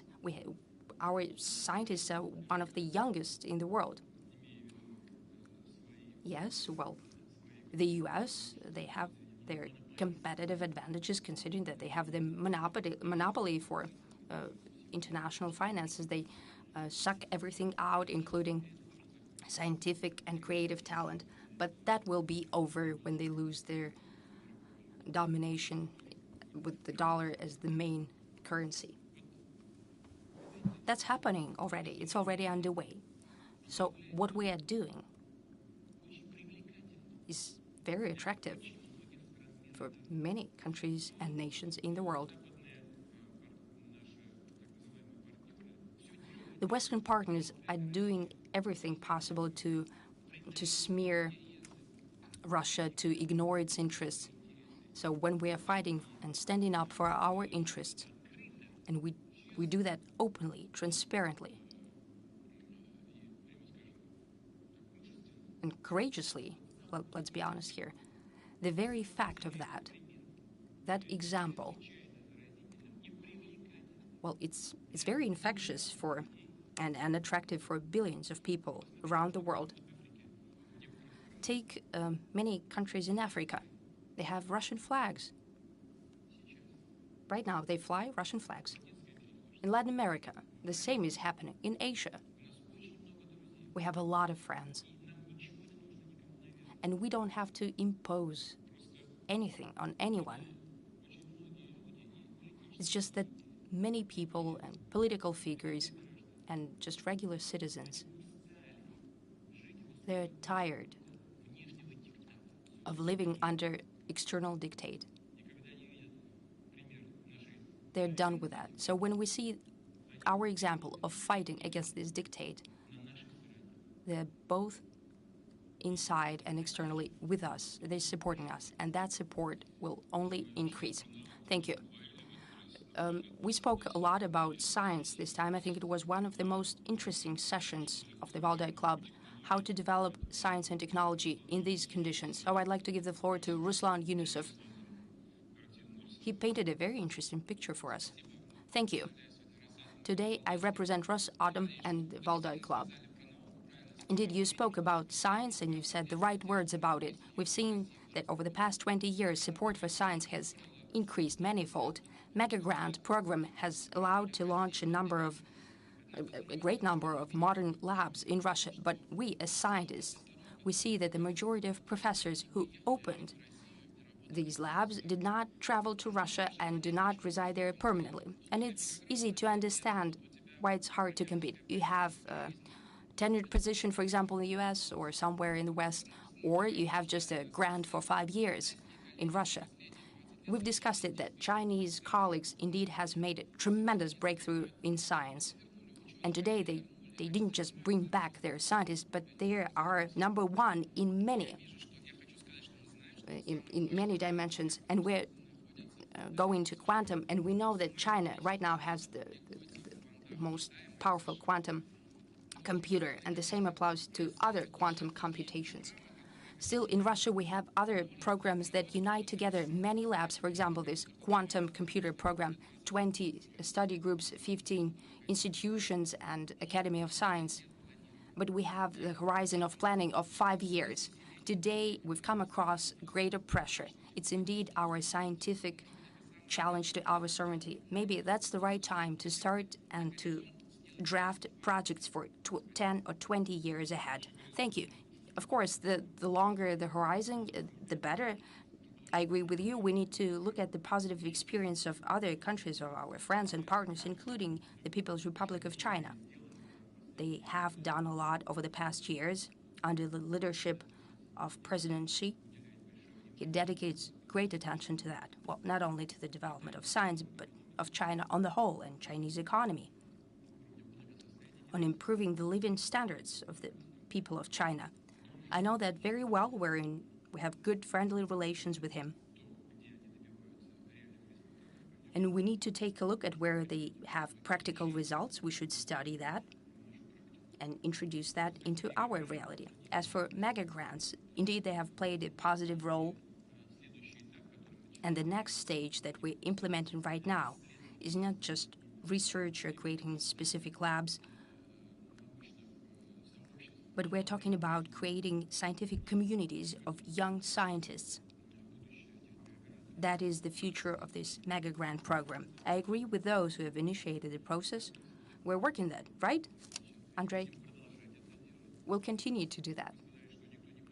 You said that no one traveled, and well, some did, if they formally are abroad, but still they spend most of their time in Russia.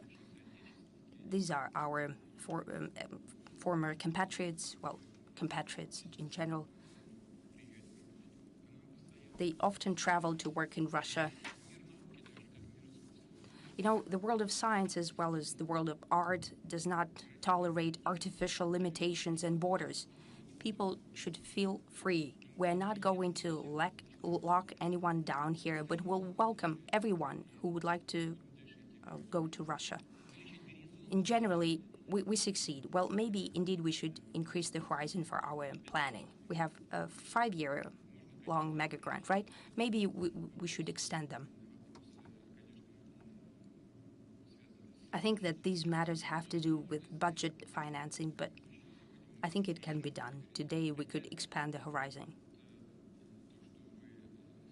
Though what you've said about that the person is working somewhere, has some kind of a professor tenured, and it's for life, and well, that doesn't apply everywhere. Well, you're the scientist. You know that sometimes there are contracts signed for several years, and after that, well, bye-bye. Well, it's not for life. Well, at least not everywhere.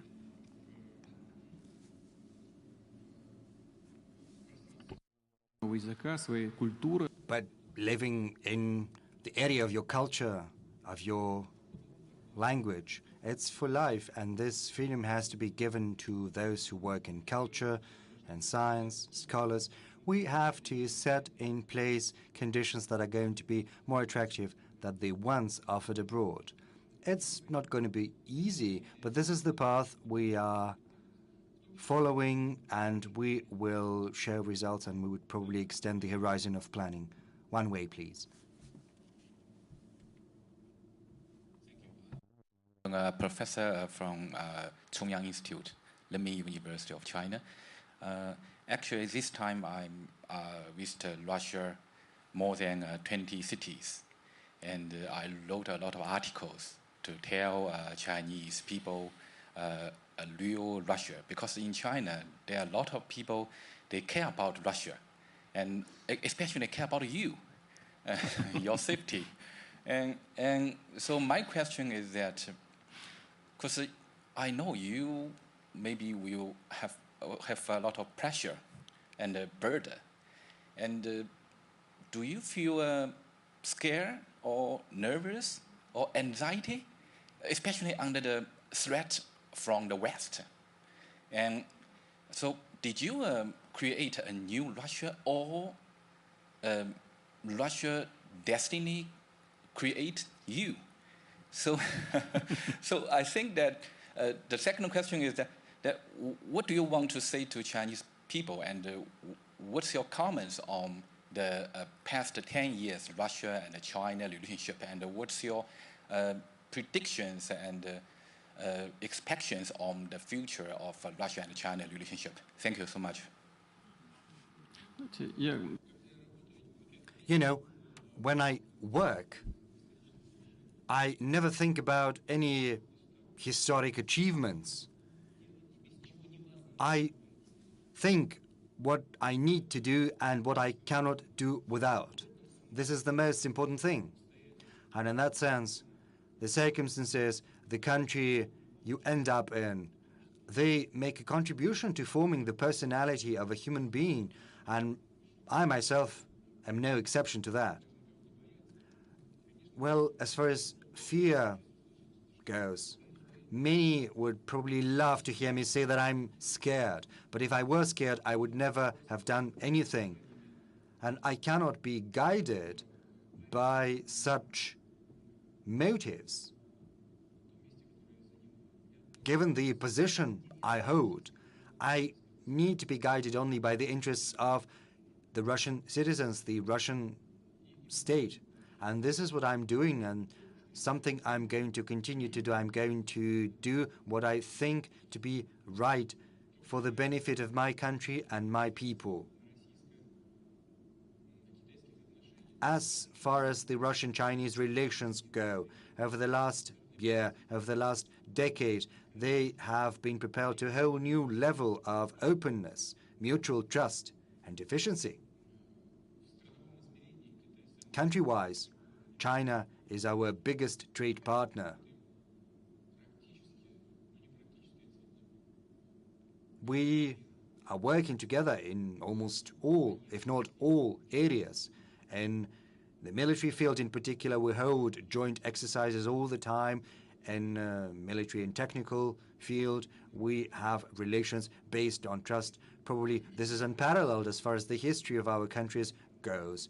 We work in culture and in the humanitarian field. And of course, in the economy, the biggest trade Russia has is with China, and it's growing at an enormous pace. And this pace we achieved even before all kinds of limitations. And before we had to redistribute our trade flows towards Asian countries, in China in particular. My friend,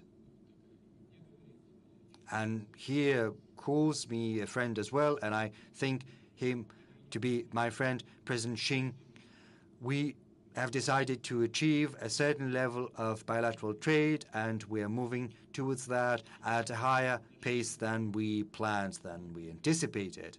As far as our relation and attitude towards China goes, we think of the Chinese nation, of the Chinese people, as a friend, an ally. We have great respect for your traditions, for your history.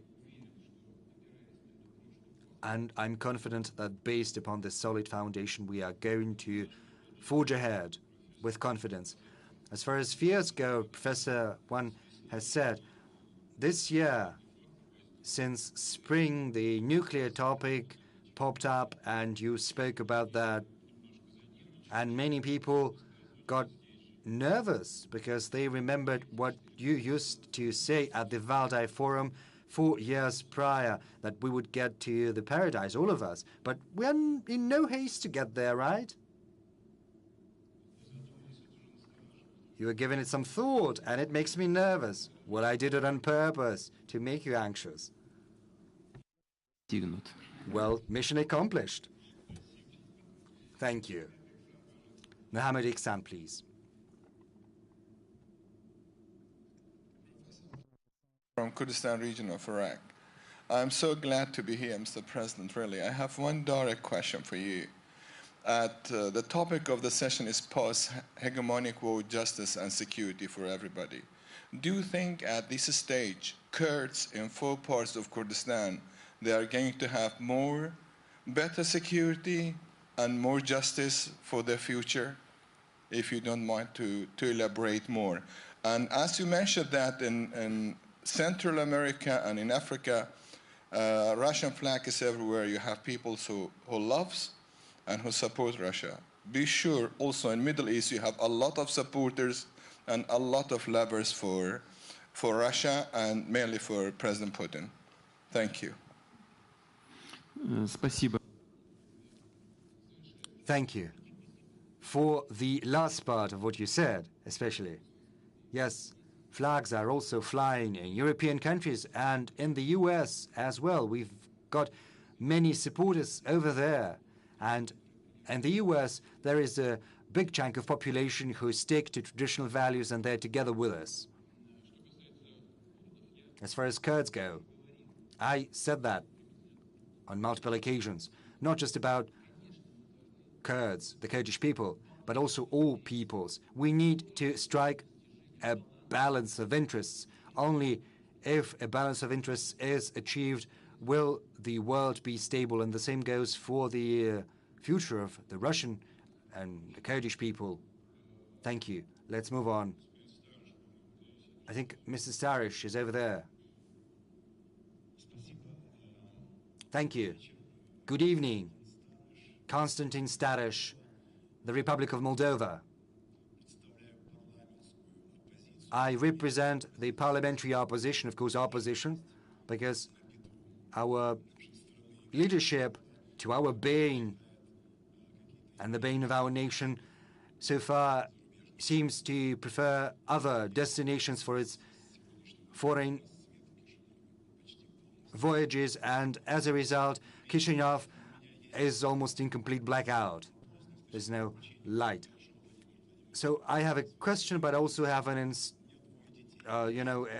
a charge I have to perform. I've got 2 children, 8 and 10 years. They live in Chisinau and study at the Pushkin Lyceum, and they wanted to ask me to give you their best. So greetings from Alexandra and from Gavrila, who live in Chisinau. And now on to the question. You spoke about the inevitability of the emergence of new models for engagement between different countries and regions. And that context, maybe it would be worthwhile getting back to the idea you voiced back in 2001 about one single humanitarian social space that would extend from Vladivostok to Lisbon. For us Moldovans of different ethnic origins, it would be very good indeed, because it's very hard for us to choose between Europe and Russia, and for us, between the good and another good. It would be very promising for us. It would be the light at the end of the tunnel. But is it possible in a world we're about to build, a world after conflicts, a world where there is going to be no hegemon, no global policeman, no dominating power? Is such a space possible? Humanitarian space, economic space? security space to ensure the safety of all those who live in this vast expanse from Vladivostok to Lisbon. Yes, that is possible because hope persists until the very end. And you know, it was not our idea. It was first an idea of a common space to the Ural, and I transformed this idea of our French counterparts because, you know, the very same culture exists beyond the Ural Mountains. Right now, the world is seeing these tragic events, very difficult tribulations. But why not? In general, yes, it is possible to imagine, to conceive of. And I think that this way or another, this is going to happen. Because as I pointed out, I spoke about Eurasia as a whole in my address. And I referred to the European part of Eurasia as well. But let me get back to what I said in my address. It's important for this European part of Eurasia to get its autonomy back. It's impossible to talk to your partner if they cannot decide anything and they have to get back to Washington on every little issue to ask their permission to do this, to do that. But this is what happens. I remember those difficult events around Syria when all of it started. One of the leaders came to me. We had a meeting. We agreed what we were going to do and how we were going to do in detail. And then this leader came to Washington from us. And then he gets back to Paris, and it's all forgotten as if there had been no agreement with us whatsoever. But there were some agreements, concrete ones too, where we were going to move the fleet, the navy, and we had no objections. We agreed on everything. It's impossible to talk. And there's no point in talking. It's better to give a direct call to Washington instead. I'm not making this up. Of course, Europe protects its interests in economy in particular, but even that, not that well. You know, the gas pipelines were blown up, not ours. There are 5 European companies in Nord Stream 1, and all are keeping mum as if everything were going according to plan. And they have the audacity to point the finger at us, saying that Russia was the one to have blown its own gas pipelines. But it's absurd. I think Gazprom has published the photos of 2016. There was an explosive device, American-produced probably, that was next to the gas pipeline. They said they had lost it during some military exercises, and lost it in such a way that it turned out to be directly under a gas pipeline. And this explosive device was meant, I think, to eliminate undersea mines. There are photos demonstrating that. And the world media are not broadcasting that. No one is trying to disseminate this information. You cannot find it anywhere, neither in the media nor elsewhere. They use their monopoly promoting the information that suits them and killing off any information that they're not happy with. And that's why everyone is keeping silent. Yes, we need to build this single space in all aspects from Lisbon to Vladivostok, but you can only do that working together with those who have a voice of their own. I'm not trying to provoke anyone. I'm not going to give any insult to anyone, but this is the real life of today. But historically, I think this is possible. I said that, but let me reiterate it. Helmut Kohl once told me that the U.S. would turn to its own affairs in Latin America.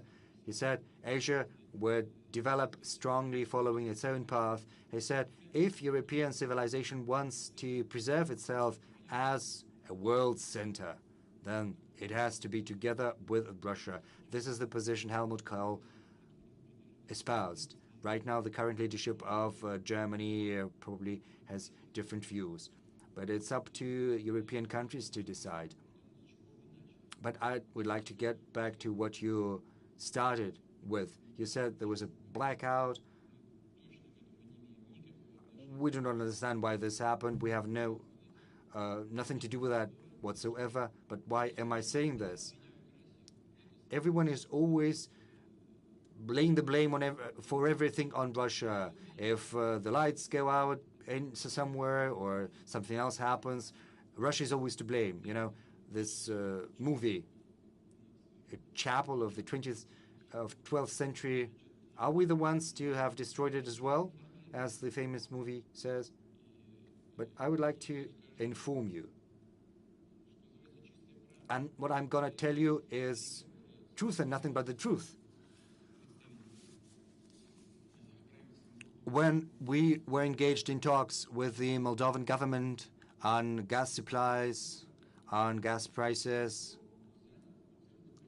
Gazprom decided to choose a fully pragmatic position, a market-based position, in negotiating a contract with Moldova on gas supplies. Moldova did not agree with Gazprom's position. It was insisting on gas price preferences. Gazprom was persevering in its position. Then Mr. Miller came to me, he explained his position to me. He said that his position was the right one. I asked him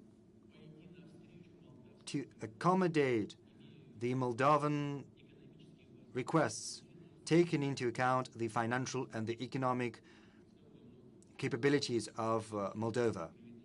I said, yes, maybe this price might be, fair from the market point of view, but it's impossible to sustain. He did not fully agree, but he listened to me, and Gazprom decided to accommodate the government of Moldova, and a contract was entered into based on Moldovan terms, the terms proposed by the Moldovan government. There are many details. I do not want to bore you with those because it's not that interesting. It is related to the current payments, to debts, to some prepayments. But as far as the price parameters go, we fully accommodated Moldova. And of course, payments have to be made. I think it's only logical. So why did it come to this when there's no electricity? I don't know why. Mr. President, you remembered Europe. A couple of months ago, there was a very interesting case. You spoke to President Macron sometime before the launch of the military operation, and it turned out that journalists were sitting in his office, and he was on speaker, and journalists took down every word that was spoken. What do you think about that? Well, I have a negative view of that. I think there are certain formats for interaction between leaders of countries, and these formats have to be adhered to, otherwise the trust will disappear.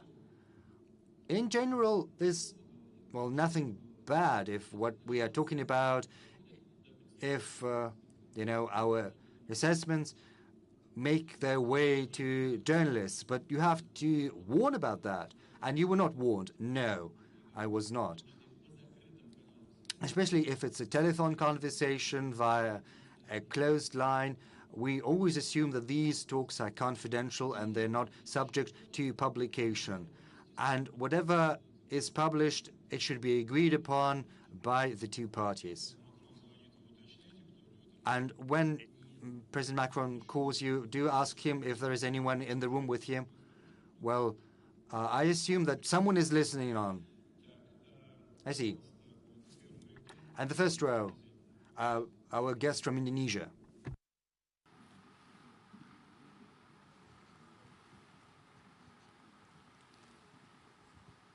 Thank you. Mr. President, I like your speech so much because I think your speech really bring the spirit of building together, building stronger, something like that, like the tagline for the G20. So we are looking forward to your visit at G20 next month. What I'm going to ask you is about the title. The title today is Post-Hegemonic World, Justice and Security to Everyone.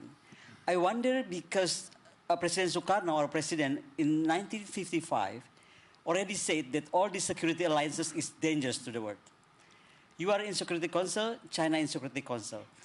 Do you think you and China can just file this issue of, wipe out NATO, AUKUS, the Quad, of five-power defense arrangement, everything about it together? Is that possible? Number two, your fans in Indonesia is amazing. Everybody said "ura" all the time. So my second question is, can I have a picture with you later? Thank you. Да, с удовольствием. Yes, with great pleasure, with such a beautiful woman, naturally. We have very good relations with Indonesia throughout the modern history, I have to say. And President Widodo, when he calls me, he talks to me and he addresses me as a brother, and I reciprocate. And we cherish the relation that we have with Indonesia. I'm thankful to the leadership and to the president for his invitation to G20. We will think on the way that we will be represented at a high level. Maybe I will travel, but I'll think about it.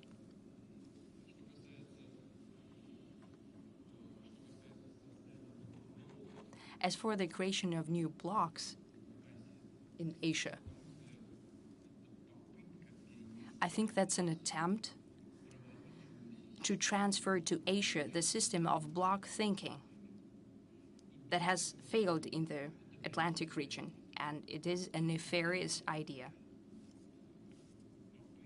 It is yet another attempt to be friends against someone, and in this case, to be friends against China. We not only do not support this attempt to resuscitate or reconstruct what was happening in the Atlantic, in the Asia-Pacific region, but we also believe that this is a very detrimental and dangerous endeavor.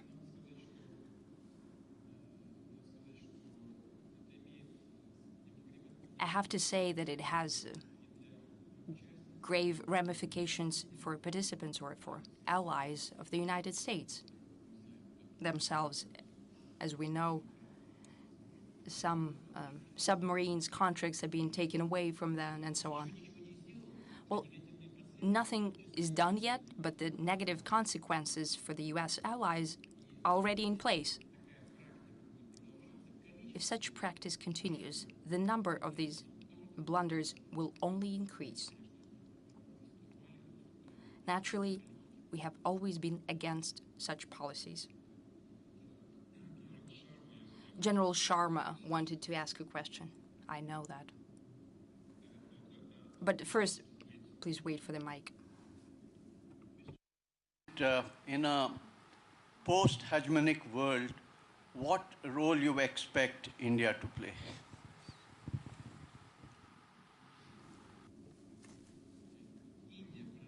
India has made a tremendous progress in its development. From being a British colony to its modern state. Almost 1.5 billion people, tangible development results. That gives reasons to everyone's respect and admiration for India. A lot has been done in the past years under the leadership of Prime Minister Modi. Naturally, he's a patriot of his country. And his idea of make in India, it matters. Both in economic-wise and in the ethic. So India has made tremendous steps forward in development, and the future belongs to India. It can be proud of the fact that it's the largest democracy in the world. It can also be proud of its development momentum.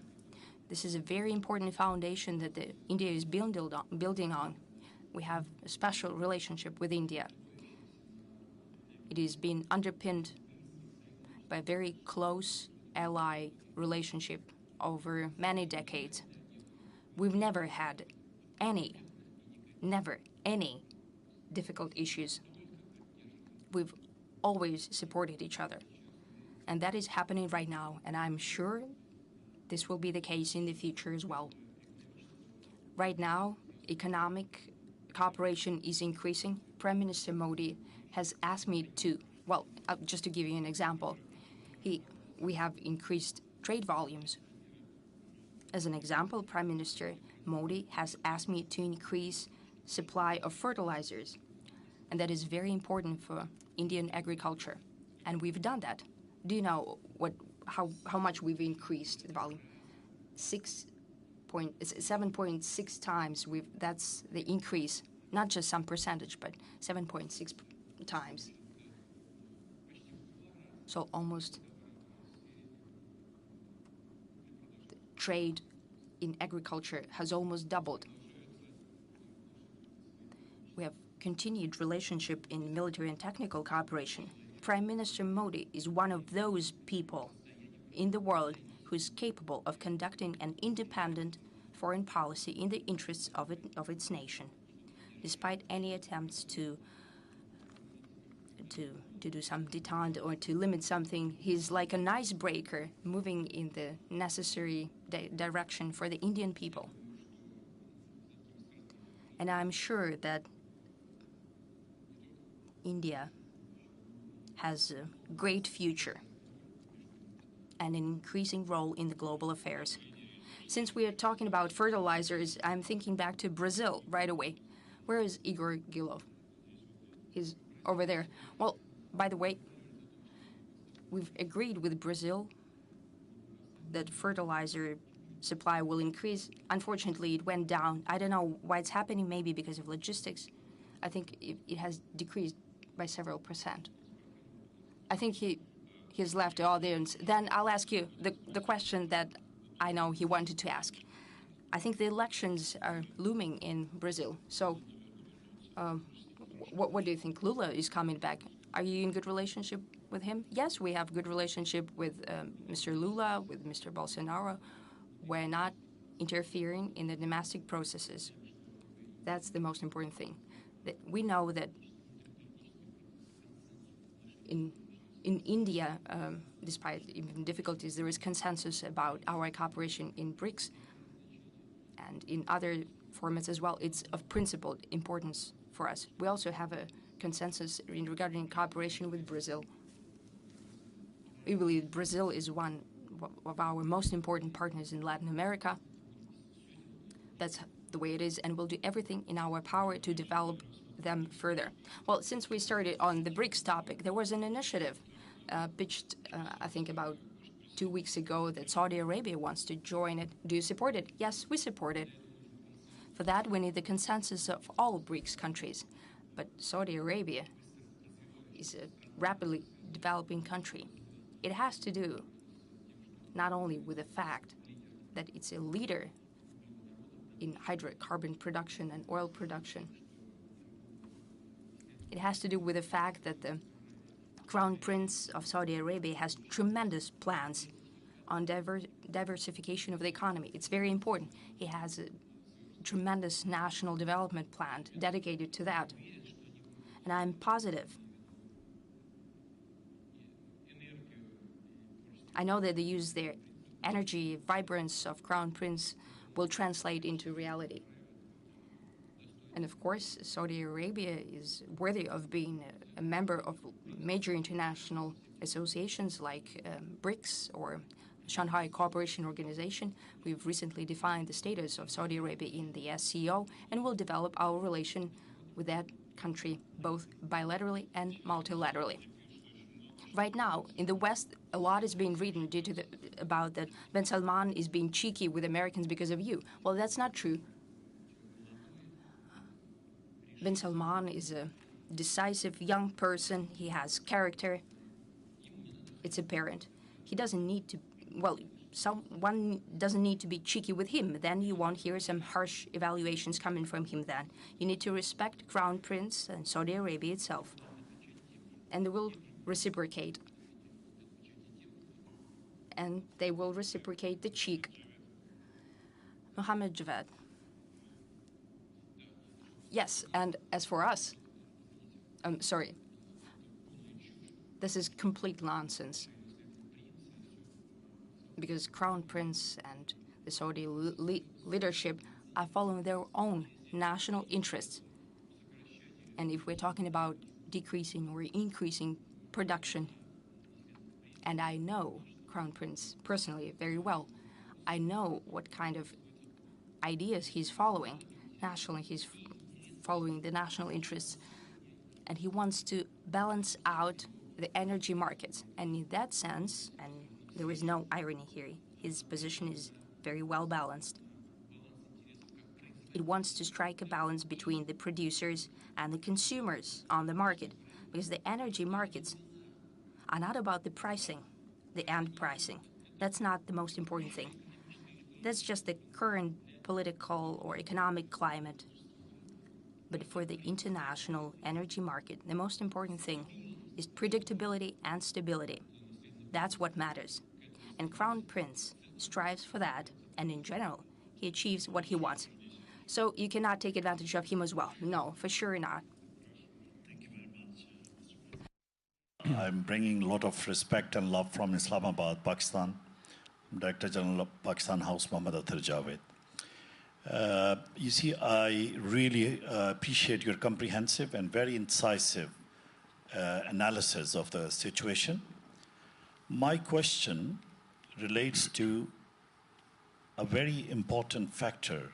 It relates to also the pre-Second World War, where Jews were demonized and then later ignored the plight, their everything relates to them were ignored by the Western Europe and United States. And in the end, a horrible Holocaust took place. Now there is a hate syndrome generated about Russians. You mentioned about Donbass, how the people were being treated. And I have witnessed myself in the United Kingdom, in the Scandinavian countries, there is a rise of Neo-nazism. And particularly, myself personally working on the project on this to assess the patterns. And what we are realizing that it is actually serious. Number one, is not being reported like the previous instances in the pre-Second World War. Number two is being like, I would say, like washing away totally. That means there is a need on the part of Russia to protect, as you said, the Russian language issue with the Russians outside Europe, outside Russia, and also to try to implement a counter design against the neo-Nazis, rise of neo-Nazis.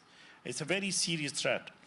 And the last component of this is, in Ukraine, is the recruitment of non-state actors from across different regions are being reported, very credible reports, in order to initiate a full non-state actors brigade to fight the conventional army to weaken the resolve. I think these needs to be addressed. I'd really like you to give your analysis, because this is very serious. Europe is facing rise of neo-Nazism. Thank you.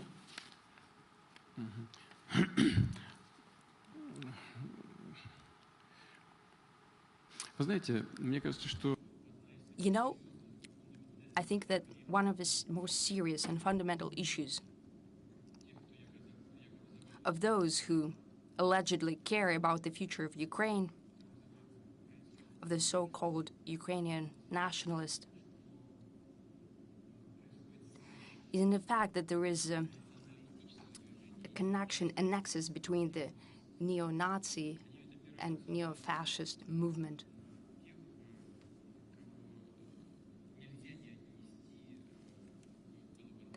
because they are not those who can be called collaborationists or Nazis.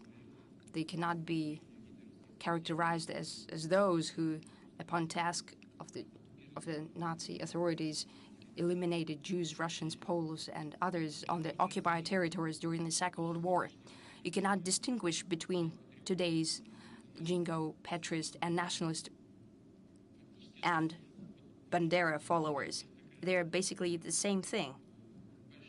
And I think they're a tremendous issue. So when I spoke with our Western so-called partners, and I was telling them, look at what is happening in the streets of Kiev and other major cities, when there are swastikas being flaunted around by thousands of people, torch marches, and so on.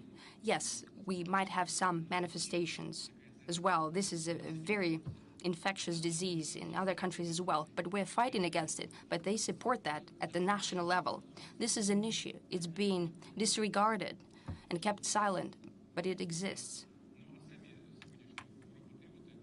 And the Jingo patriots in the Ukraine are not being moved by this or the ideas of nationalism. It's much more primitive. They're following an economic interest. They want to preserve billions of dollars in the Western banks that they've stolen from the Ukrainian nation. They stole it, they hid it away in European banks, and to ensure the security and safety of their assets, they do everything that the West tells them to do.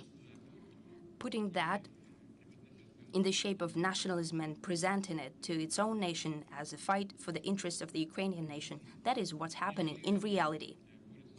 They spare not a single Ukrainian. They're a fight against Russians.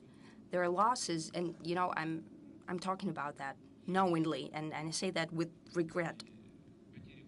Sometimes losses are the ratio is 1-8 or 1-10, mostly 1-7 or 1-8. Recently, they don't spare people. Whether real patriots of their country would allow that, but they're walking down this path with no regrets, not even thinking twice. Of course, they're not protecting their national interests. But this disease of nationalism is a living thing. But the fact that they're trying to disregard that this is neo-nazism, that's a major issue for the Ukrainian regime and for those who are supporting them. But we cannot help but pay attention to it, and we'll always point it out. Also one of the preconditions for the current crisis. Mr. Kim?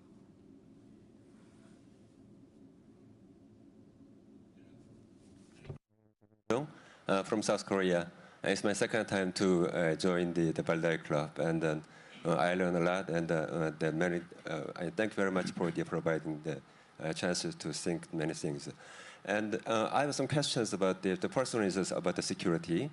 So I'd like to know your opinion or Russia's position on growing tensions actually between China and the United States over Taiwan, and North Korea's nuclear and missile development. And another question is about the combat against the climate change. Russia is very rich in the fossil natural resources, and so to speed the transformation of the carbon neutral might contradict Russia's interest. What do you think about that? Thank you. Let me pick up the last part of your question. Transitioning to carbon neutrality does not contradict Russian interests because we have other options such as the production of hydrogen, in particular clean hydrogen, and we enjoy a significant competitive edge in this field. We can use natural gas for the production of such hydrogen, so we're not scared by this transition in the least. On the contrary, it creates additional incentives for our development. As far as the transition energy source is concerned, natural gas is the best source of energy. Speaking about deep processing of oil Here too, we enjoy competitive advantages I've just spoken about. So it's not in conflict with our interests. The only thing in conflict with our interests is a chaos in the energy sector, trying to get ahead of yourself in addressing such issues as green energy or energy security. For many years, there's been an underfunding or even hampering of investment into traditional sources of energy. And all the while, green energy was not yet ready to take on the bulk. So this mismatch is the foundation of the current energy crisis. The Western politicians are simply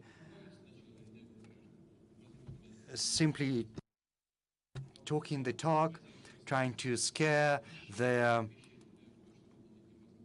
voters about climate change. Then they get in power and they do not do anything they promised. And what we see is that they're getting back to using fuel oil or coal to produce energy. Yes, they did talk, beautiful talk, but we see the result.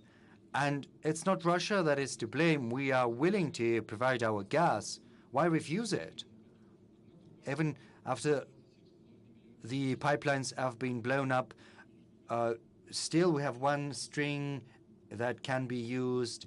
Several hundred thousands of cubic meters can be pumped through this remaining pipeline, but they do not want that.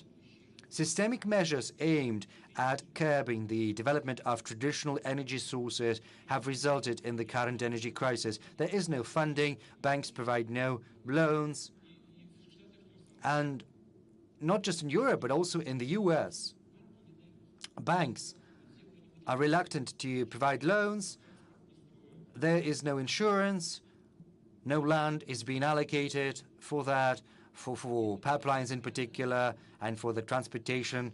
And it's been going on like this for years, a significant underfunding of traditional sources of energy. Hence the result. Yes, the US is allocating some of its oil reserves for the current purposes, but sooner or later they will have to be replenished, and experts understand that.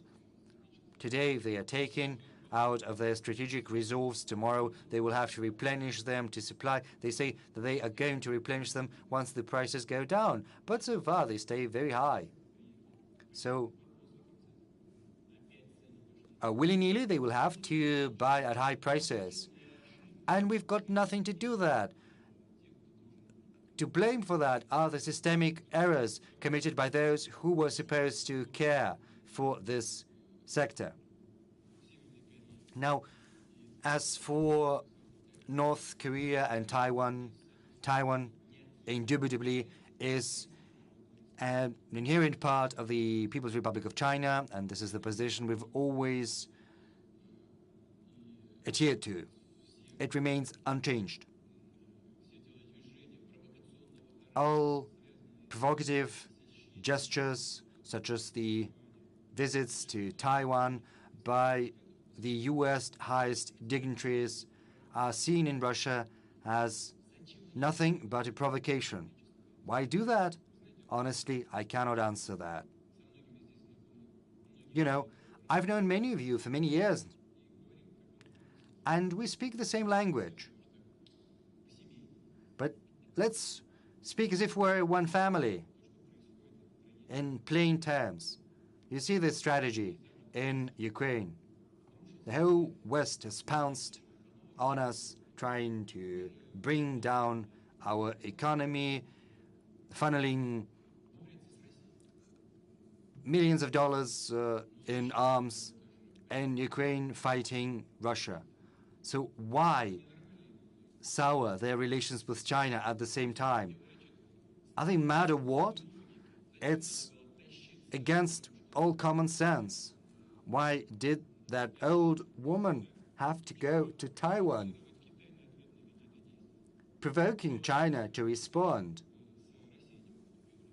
all while being unable to resolve the issue around Ukraine and Russia? It's absurd.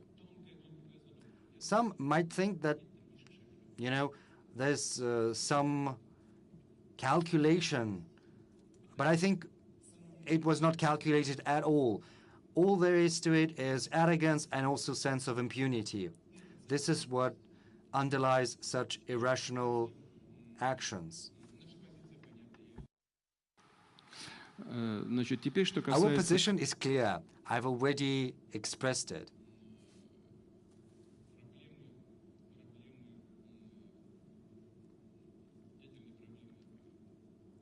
Now let me turn to nuclear issue of the DPRK. I think this issue is also due to the reluctance to talk, due to such blatant disregard of the DPRK's interests. You know, at a certain point in time, the agreement was all but reached, and the North Korean leadership was basically given its agreement to the proposals put forth by the US on resolving this matter, and in particular the nuclear component. But at the 11th hour, the US revisited its position, making the DPRK pull back from the agreement that had been achieved. And the US had to slap additional sanctions and additional restrictions and finance, even though an agreement had been reached before that not to do that. So what's the point? Incidentally, China and we have joint proposals as to how we should go about resolving this matter.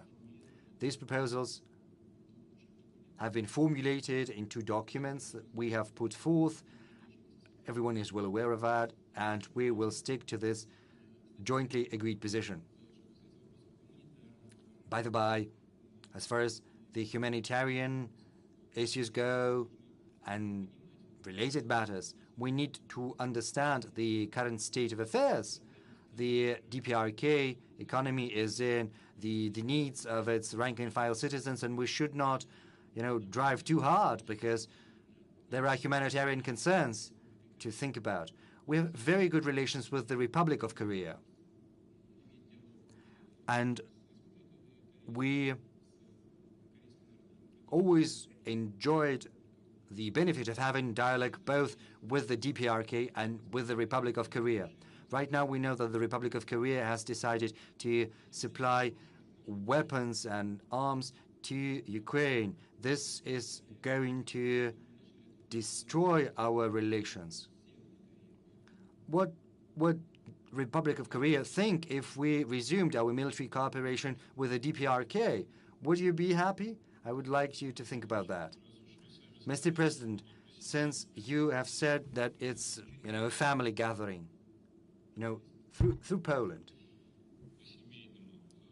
Yes, you said that it's kind of a family affair. So could you please reveal to the family something?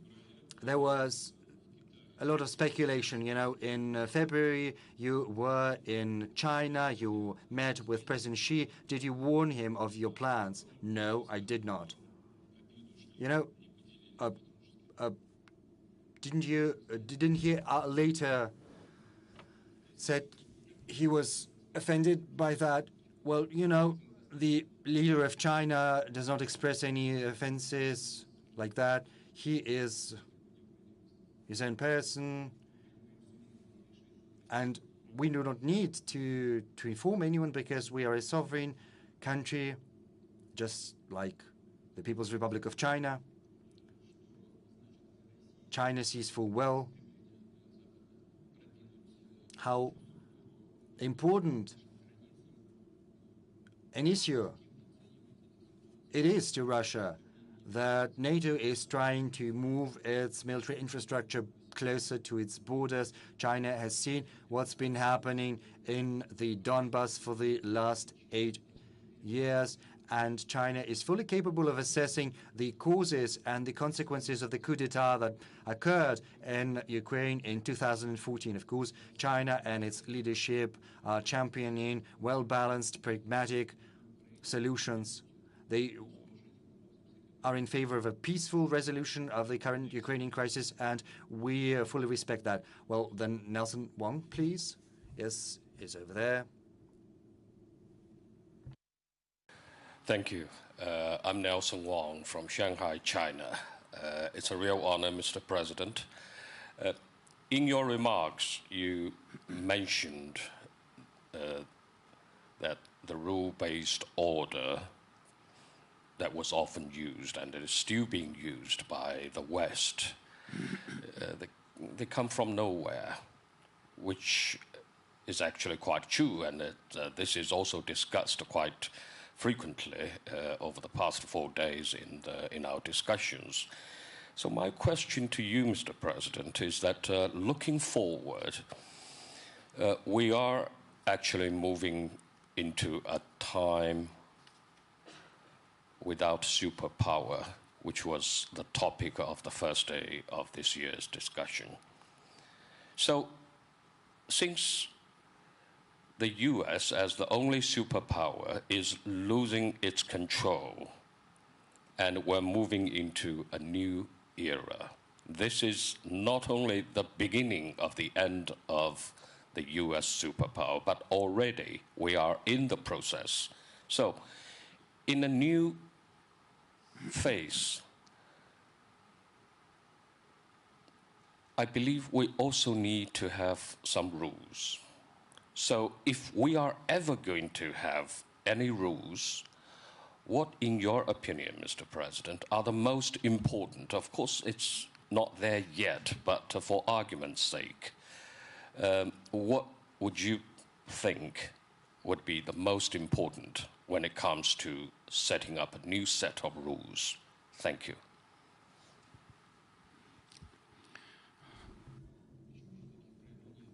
Well, such rules already exist, and they are enshrined in the UN Charter. And these rules are called international law. The only thing left to do is for everyone to stick to these rules and to give them one and the same interpretation. Renouncing these rules or modernizing those rules, overhauling them, well, it's only possible once we have prepared the necessary foundation for our relations based upon some other principles. The UN Charter enshrined the balance of powers attained after the Second World War. Of course, since then, the world has evolved drastically. It's changed. We have such new giants as China, India, Indonesia, with a very big population. There are many big countries in Africa. Countries with a population of more than 200 million people. And there are also big countries in Latin America. Accordingly, international legal norms have to follow these changes, and the relationships between countries should be regulated based upon the balance of power we see in reality. But this has to be a cautious, prudent, calm process based upon clear-cut principles, not just rules someone has come up with. I said that during my address. Who wrote and read those rules? They're talking about them, but they have never been written down nor agreed upon. Is it meant for some imbeciles?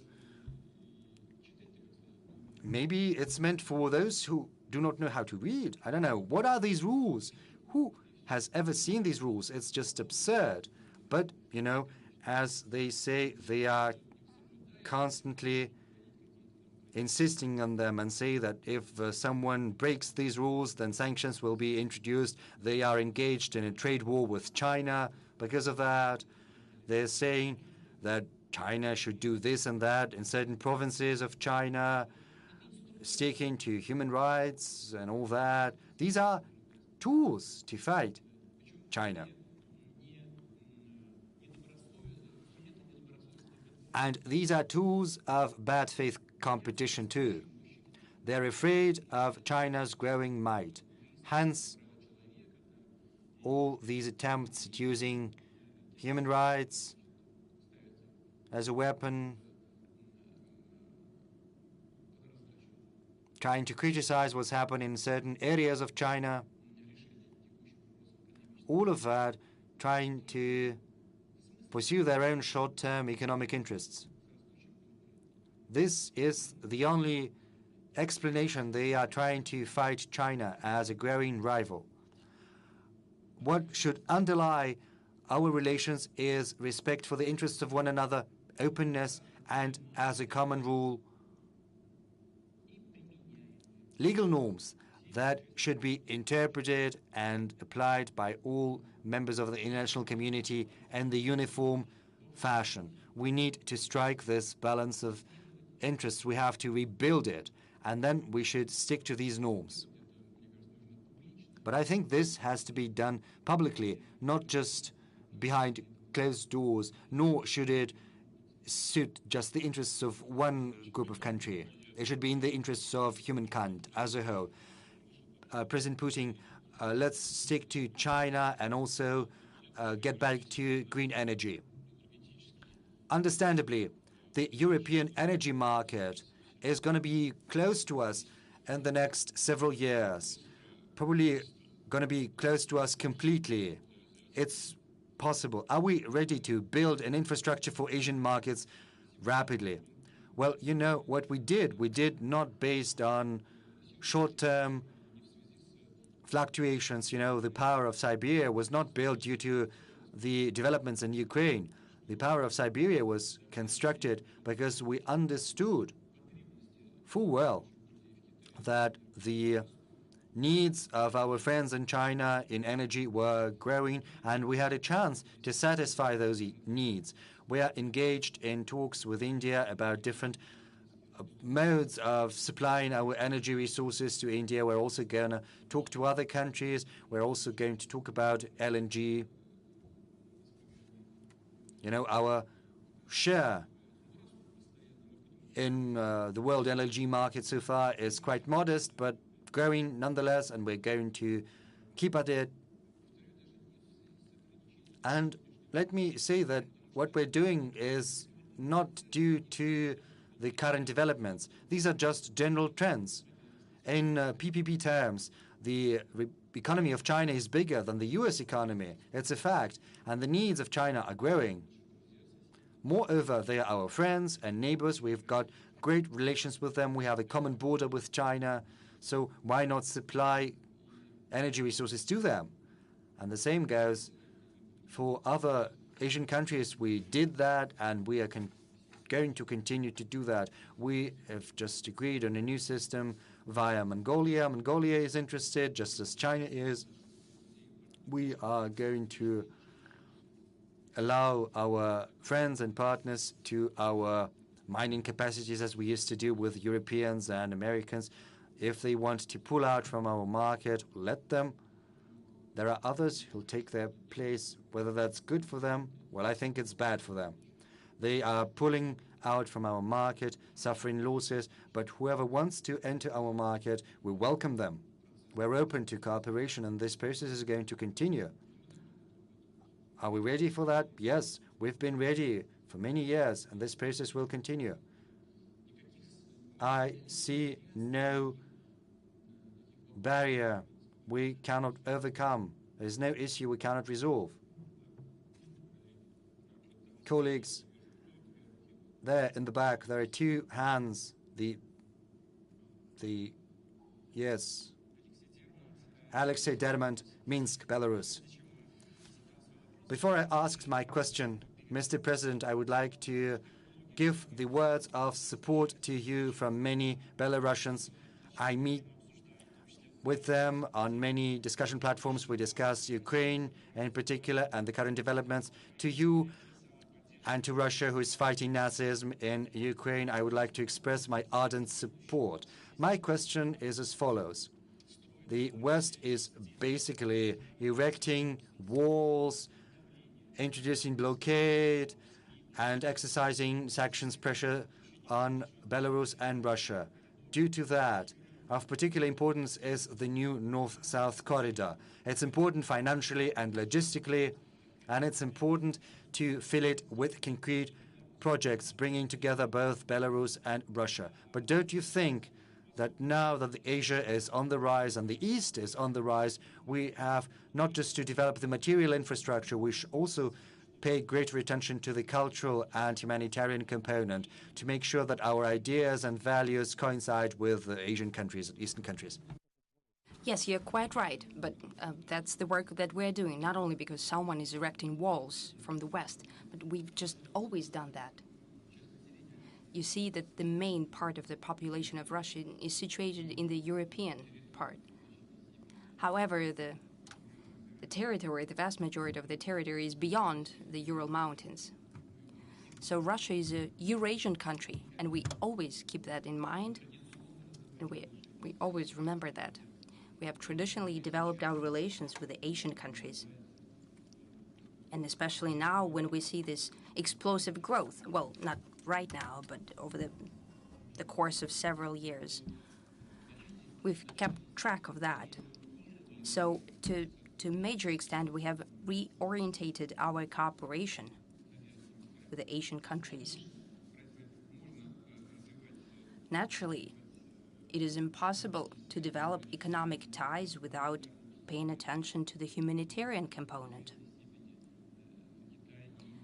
To a certain extent, China and India are the cradles of the global civilization. And we've always had greatest respect for that, and attention as well as interest. The interest from the Russian community has always been great. Indeed, India study schools and China study schools, studying the cultures of these nations because they're also multinational countries. We have very high level of studies and science in those spheres. That is traditional for Russia and will continue to maintain that. Dear colleagues, we've started already exceeded 3 hours of our work. I think we have already abused the time of the President of the Russian Federation. One acute question, does anyone have that? No? Okay, there is one, okay. Yes, please raise your hand.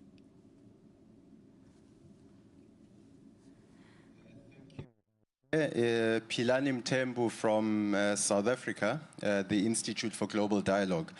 Mr. President, you said that the West is not capable of unilaterally governing the whole of humanity, and that we need to build a symphony of human civilization.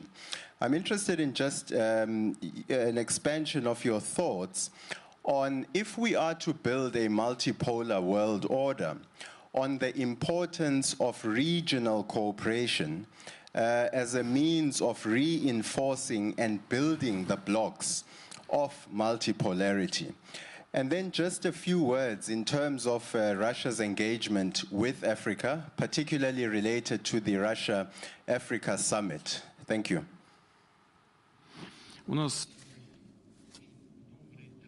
We have traditionally good relations with Africa on the whole, including South Africa, dating back to the times of the African fight for independence, of fighting against colonialism. And this unique relationship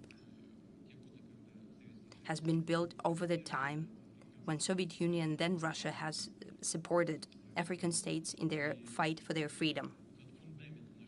And this is the foundation of our relationship of the past decades, should be naturally used in the new conditions in order to build multilateral relations with the African states today, including South Africa,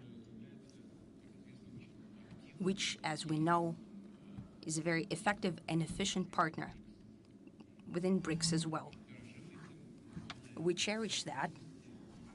We know the capacity of the South African Republic, and we're sure about the future of the African continent. And naturally, we'll develop our relationship with the African countries. Considering the traditional relations, also building new relationship with the countries in Africa. As to the essence of your question and its first part, I think I've already responded. I don't think I can really give it to you in a nutshell to give you all of the details of my position, but I think we need to strike a balance of interests. It is impossible to do in the conditions of hegemony of anyone trying to maintain hegemony of one country or a group of countries over the rest of humanity. And the hegemon will have to consider the legitimate demands of the majority of the global participants and not just talk the talk but walk the walk. Well, everyone is for supporting African countries, but just in their speeches. But what happens in practice? For example, what is being used today, the tool of dollar or other currencies, for example, euro. What is happening in reality? $5.9 trillion were printed and 2.9 trillion euros were printed over the past years. Where did this money go? It all went to buy up goods in global markets. And the United States turned from being into a producer and exporter of food into an importer of food. They started to buy up foods due to the fact that they have the printing press. That's what financial monopoly leads to. We have deficit right away. There were low harvests previous years, then the pandemic cut down in production, but they've printed a lot of money in fighting the pandemic. They've given it to their population. The prices went up. And who suffers first and foremost? African countries, well, Latin America and Asia as well. Is anyone thinking about that? Naturally, those who are doing that, they think about that. They don't care about the consequences. They have their own interests in mind, regardless of the consequences for the African countries, for example. And the same is happening on the other part of the food market, I mean fertilizers. How can that happen? I'll repeat it once again. How was it possible to make a decision to lift the restrictions and limitations to the Russian fertilizers in Europe and then provide clarification on that these limitations are lifted only for the countries of the European Union? Are they out of their minds? They have done it in a written fashion, that written all down, this clarification, but they do it without shying away from that. Is that observing the balance of interests? We said it multiple times. We have 300,000 tons of fertilizers arrested in the European ports. Our companies are prepared to give it away for free, but they don't allow that. We're prepared to give that to the African countries. Some leaders have asked me to where specifically this fertilizer is stored. 300,000 tons, that's millions of dollars. Just give it away to the poorest countries. They need it. No, they won't do it. Is that striking a balance of interest? If you want to fight against Russia, well, do that. You don't want us to have extra profits? It's okay. We're just giving it away for free to the developing countries. But what they are doing is only pushing the prices up, global prices up. They have an interest in that, seemingly. Is that a balance of interest? How do we achieve a stable relationship? We need to strike this balance. We need to act according to the norms that we are calling the norms of international law. We need to agree on them and then to stick to them. Also, in financial sphere, we need to create an independent financial system of payments that I have already mentioned. I've given you specific examples. What the unlimited emission of main currencies leads to. It has practical consequences, including and primarily for the developing countries. I want to go back to that. So, for the world to be stable, we need to achieve a balance of interest. Yes, please. Someone was raising hand over there. Okay. Yeah, please give them the mic. Who was raising the hand? Natalia, I think. Yes.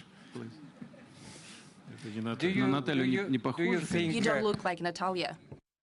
Come for a deeper integration of the space of the ex-Soviet Union?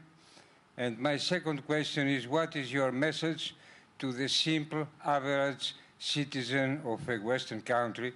If you had in front of you such a citizen, what would be your message?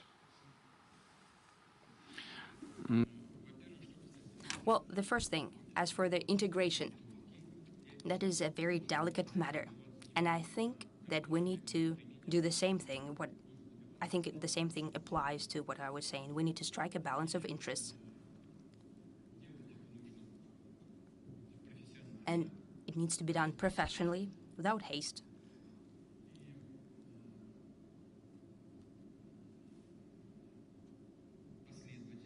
Consistently. We have certain plans within the Eurasian Economic Union. It has to do with lifting of the limitations on the most important groups of goods to ensure complete freedom of movement of finance, capital, human capital, and goods.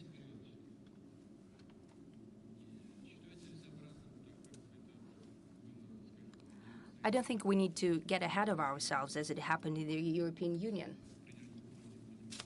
because certain countries with a certain level of development got into Eurozone and later they didn't know what to do because they had issues. When the inflation instrument becomes unavailable to offset the situation in the economy, for example, the well-known Greece situation that applies to other countries as well. We shouldn't get ahead of ourselves, but we need to be consistent in the implementation of the plans that we have outlined.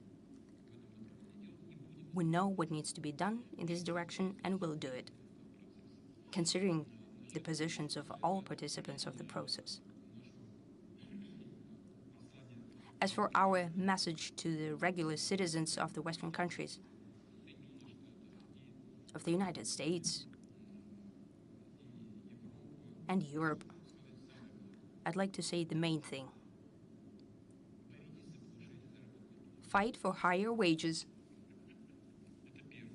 Now, that's number one. Do not believe that Russia is your enemy or adversary. Russia is your friend. And for decades, we've done everything, and we are prepared to do that in the future to strengthen our relationship. In this regard, it just came to my mind a short, funny story that I told my colleagues. One of my friends from Germany told me this funny story recently. Imagine a family, a father. Well, a son asks his father, "Father, why is it so cold?" And the father answers, "Because Russia has attacked Ukraine." And the child asks, "And what do we have to do with that?" "We introduced the sanctions against Russians." "What for?" "For them to suffer." Are we Russians? I'd like to say that all issues, here I'm appealing to the citizens of the European Union and to the US as well, all issues that manifest themselves have nothing to do with Russian actions. It has to do with systemic failures of your political leadership, of the political leadership of your countries, in energy, in food, and in monetary policy. That has led to an unprecedented inflation and energy deficit. Russia has nothing to do with it. That is the result of systemic mistakes of the leadership of your country. There needs to be a sober stock taking of the situation, and you need to strive for the change of the policy, of the economic policy. As for the international policy, this is always a sovereign decision of the countries, but it needs to be based on the opinion of the electorate, of the voters, regular citizens of the country.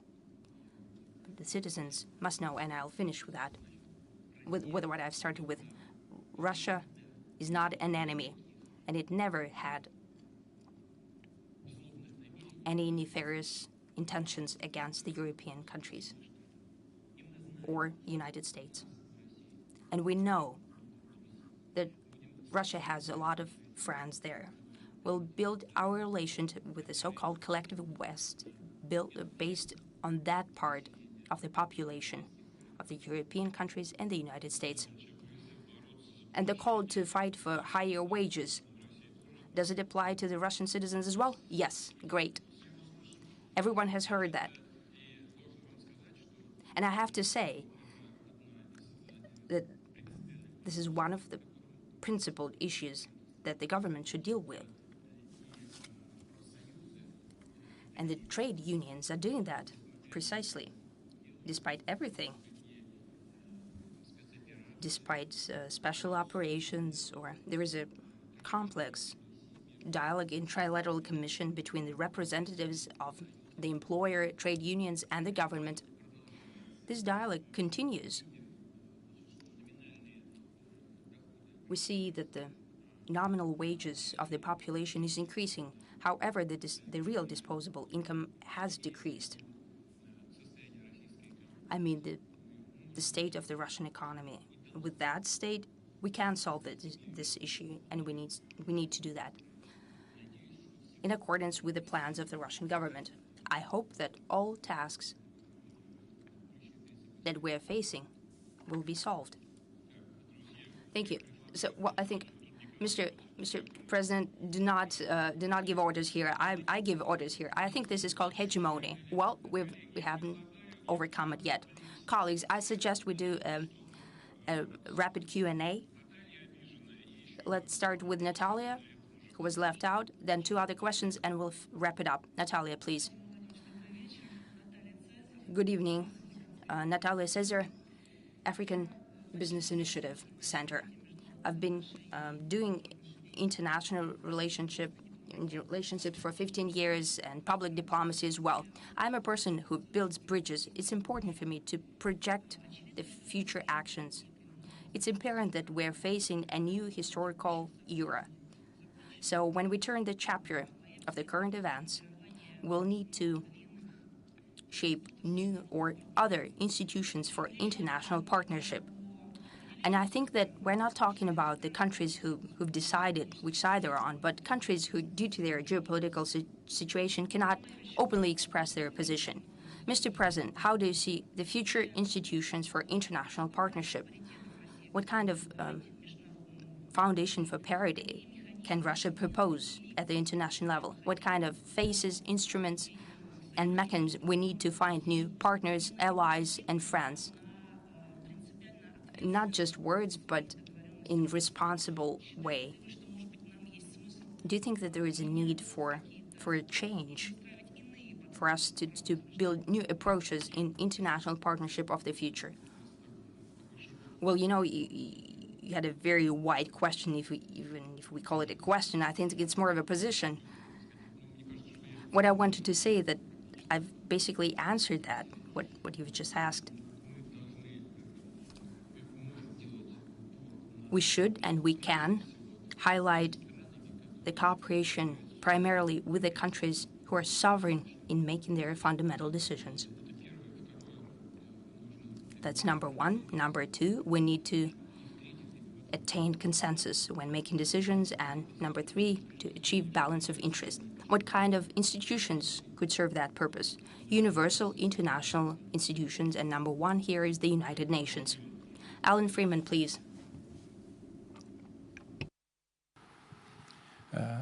Mr. President, I come from Canada, a NATO country, whose future Prime Minister's grandfather was a banderista. We've heard the worldwide opposition to the stance of NATO and the many voices that exist in the global south. Those voices also exist in the north. They also exist in the collective west. Why don't we hear them? Because they are suppressed. Just look at what happened to Julian Assange. The media, the political elites, the academic elites have mounted an unprecedented campaign which is racist and Russophobic, which intimidates people to prevent them expressing the full extent of their disagreement with what their governments are doing. And so you do not see here the full extent of the opposition that exists in Europe, in Canada, in the United Kingdom. You don't see it. What can we do to build relations between those in the collective West that are fighting what their governments are trying to do, and the support that exists in the global South and in Russia for Russia's courageous actions and position in world politics? Мне кажется, что никто не... Well, I think no one should sacrifice anything. As far as their national interests go, you have to fight for your national interests. And we will work in harmony with you, in sync, as it were. Certainly, we do not know in detail how the political fight is unfolding in the collective West. Something you've just said, you know far better than I do what's happening over there. You know that as far as our opposition goes, special services are working with it. You know how the West is acting. Hundreds of millions of dollars, if not billions of dollars, are spent via different channels to support opposition in our country. They're coming up with different ways of sending these resources over, and we find it hard to keep track and keep up. But we're not doing anything like that. But be that as it may, as I said in my speech, our very position on the fundamental issues of development, of international relations in particular, of development of society, we believe this position is attractive to a large number of people, not just in the West, but across the world.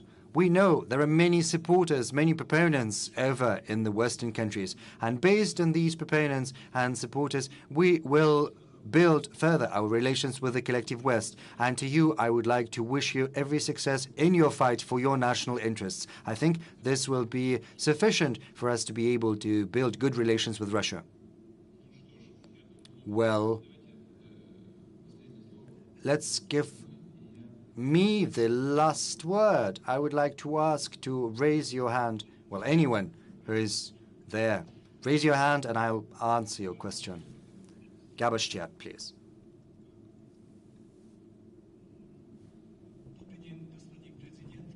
Good evening, Mr. President.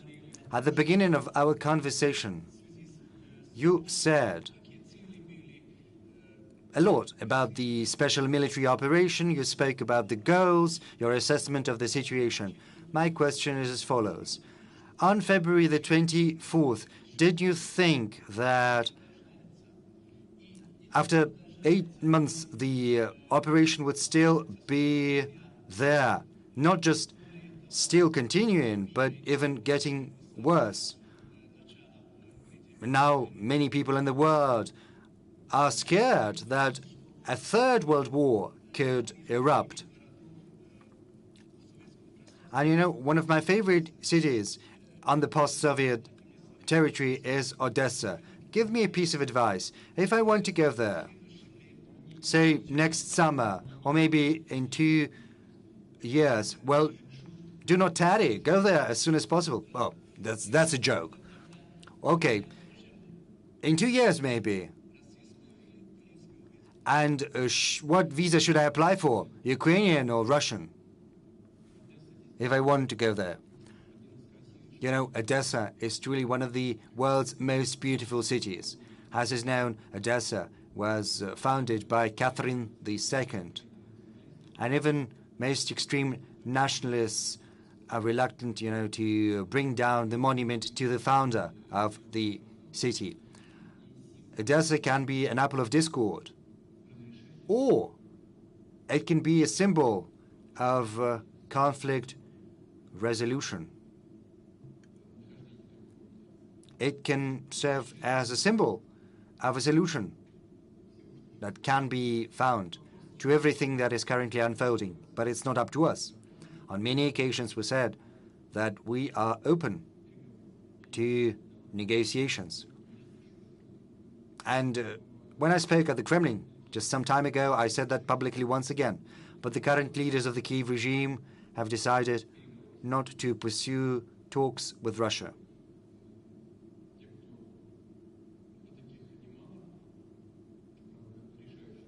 There are many, but there are those who have this final say in Washington, and it's very easy for them, to solve this issue. They need to give the proper signal to Kyiv for them to change their position to seek a peaceful solution.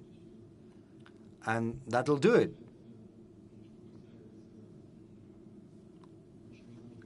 As for your possible voyage to Odessa, jokes aside, I recommend you should go there. It's a good, beautiful city with beautiful traditions and history. It's worth seeing and admiring. Well, when I last was in Odessa, it didn't give me the best impression. The utility sector back then was in disarray. You could see it, judging by the facades of the buildings. It was better at the center, but should you take a step outside the center, it was not as presentable, but still, Odessa is worth looking at. And the last question, yeah. Karlsruhe, Venezuela, we cannot do without it. Well, we would like to give the last question to someone from Russia, probably. Greetings from Venezuela and from President Nicolás Maduro, your friend. Right now, about 30% of countries around the world are under some kind of illegal sanctions from the United States. You mentioned defending the principles enshrined in the United Nations Charter. Last month, the group of Friends in Defense of the Charter met in New York, and one of the issues they addressed was contributing to create a zone free of illegal sanctions where business can take place and we can be free of those impositions. What do you think Russia can do to help create this space, and how do you envision that this could happen? And if you have a message also for the people of Venezuela. Thank you. Россия. You see, Russia counters sanctions that have been imposed on us. And through these very actions, Russia creates a certain space of freedom to free you of fear of sanctions pressure, to make it possible to develop ties between different regions and different countries. No specific decisions are required in that regard.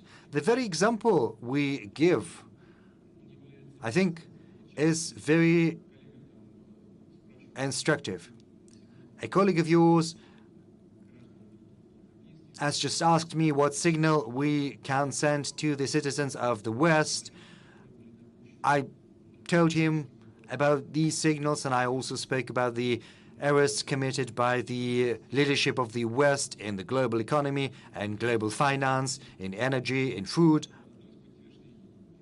A testimony to that, there are sanctions introduced against Venezuela, whereas Venezuela is one of the biggest world oil producers, well, until recently. Iran faces sanctions. Russia is also under sanctions. There is a threat of sanctions against Saudi Arabia currently. There are also plans to introduce an oil and gas price cap for Russian oil and gas. At each and every step, they commit mistakes that result in most grave consequences for the countries that introduced sanctions at the very beginning, and then they're trying to find someone to blame, even though they're the ones at the origin of these consequences.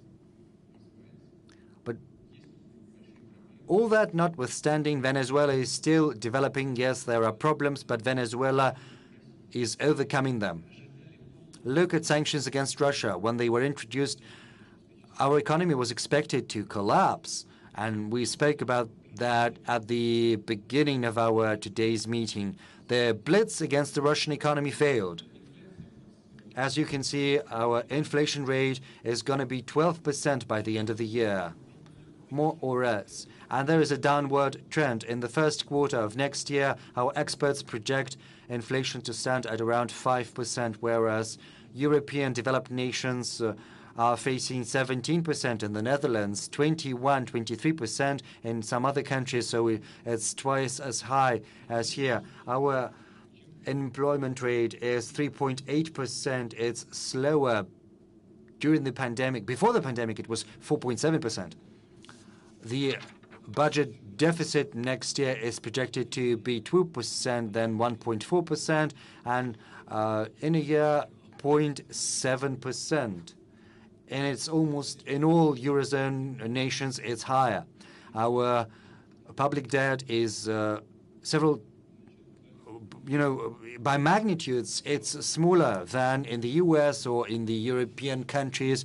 Yes, this year, our economy is projected to contract by 2.9, 2.8%. Yes, it's going to contract. But the industrial output and the manufacturing will stay at the same level. The construction sector has grown by 5% during the first 8 months of this year, by 5.1%. Our agriculture has doubled. We see a bigger volume of lending both to the corporate sector and to consumers. We are witnessing a growth in lending. It's true there are some issues due to an outflow of money from the banks due to the events you're well aware of, but right now the money is getting back because rather than keep money in a box at home, losing it due to inflation, it's better to put the money in the bank because our banking system is highly resilient, so the lending rates are going up. You asked me what Russia can do to create conditions, to be free of these sanctions, to develop steadily. I think it's a good example. We have to band the efforts together. The efforts of those who are all interested in that. We need to achieve agreement and a balance of interest, as I have pointed out on many occasions, and then success will be ours.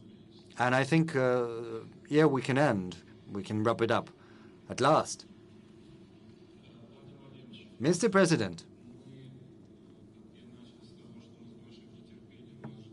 at the outset, I said we were expecting you with impatience, and I think we're leaving here satisfied.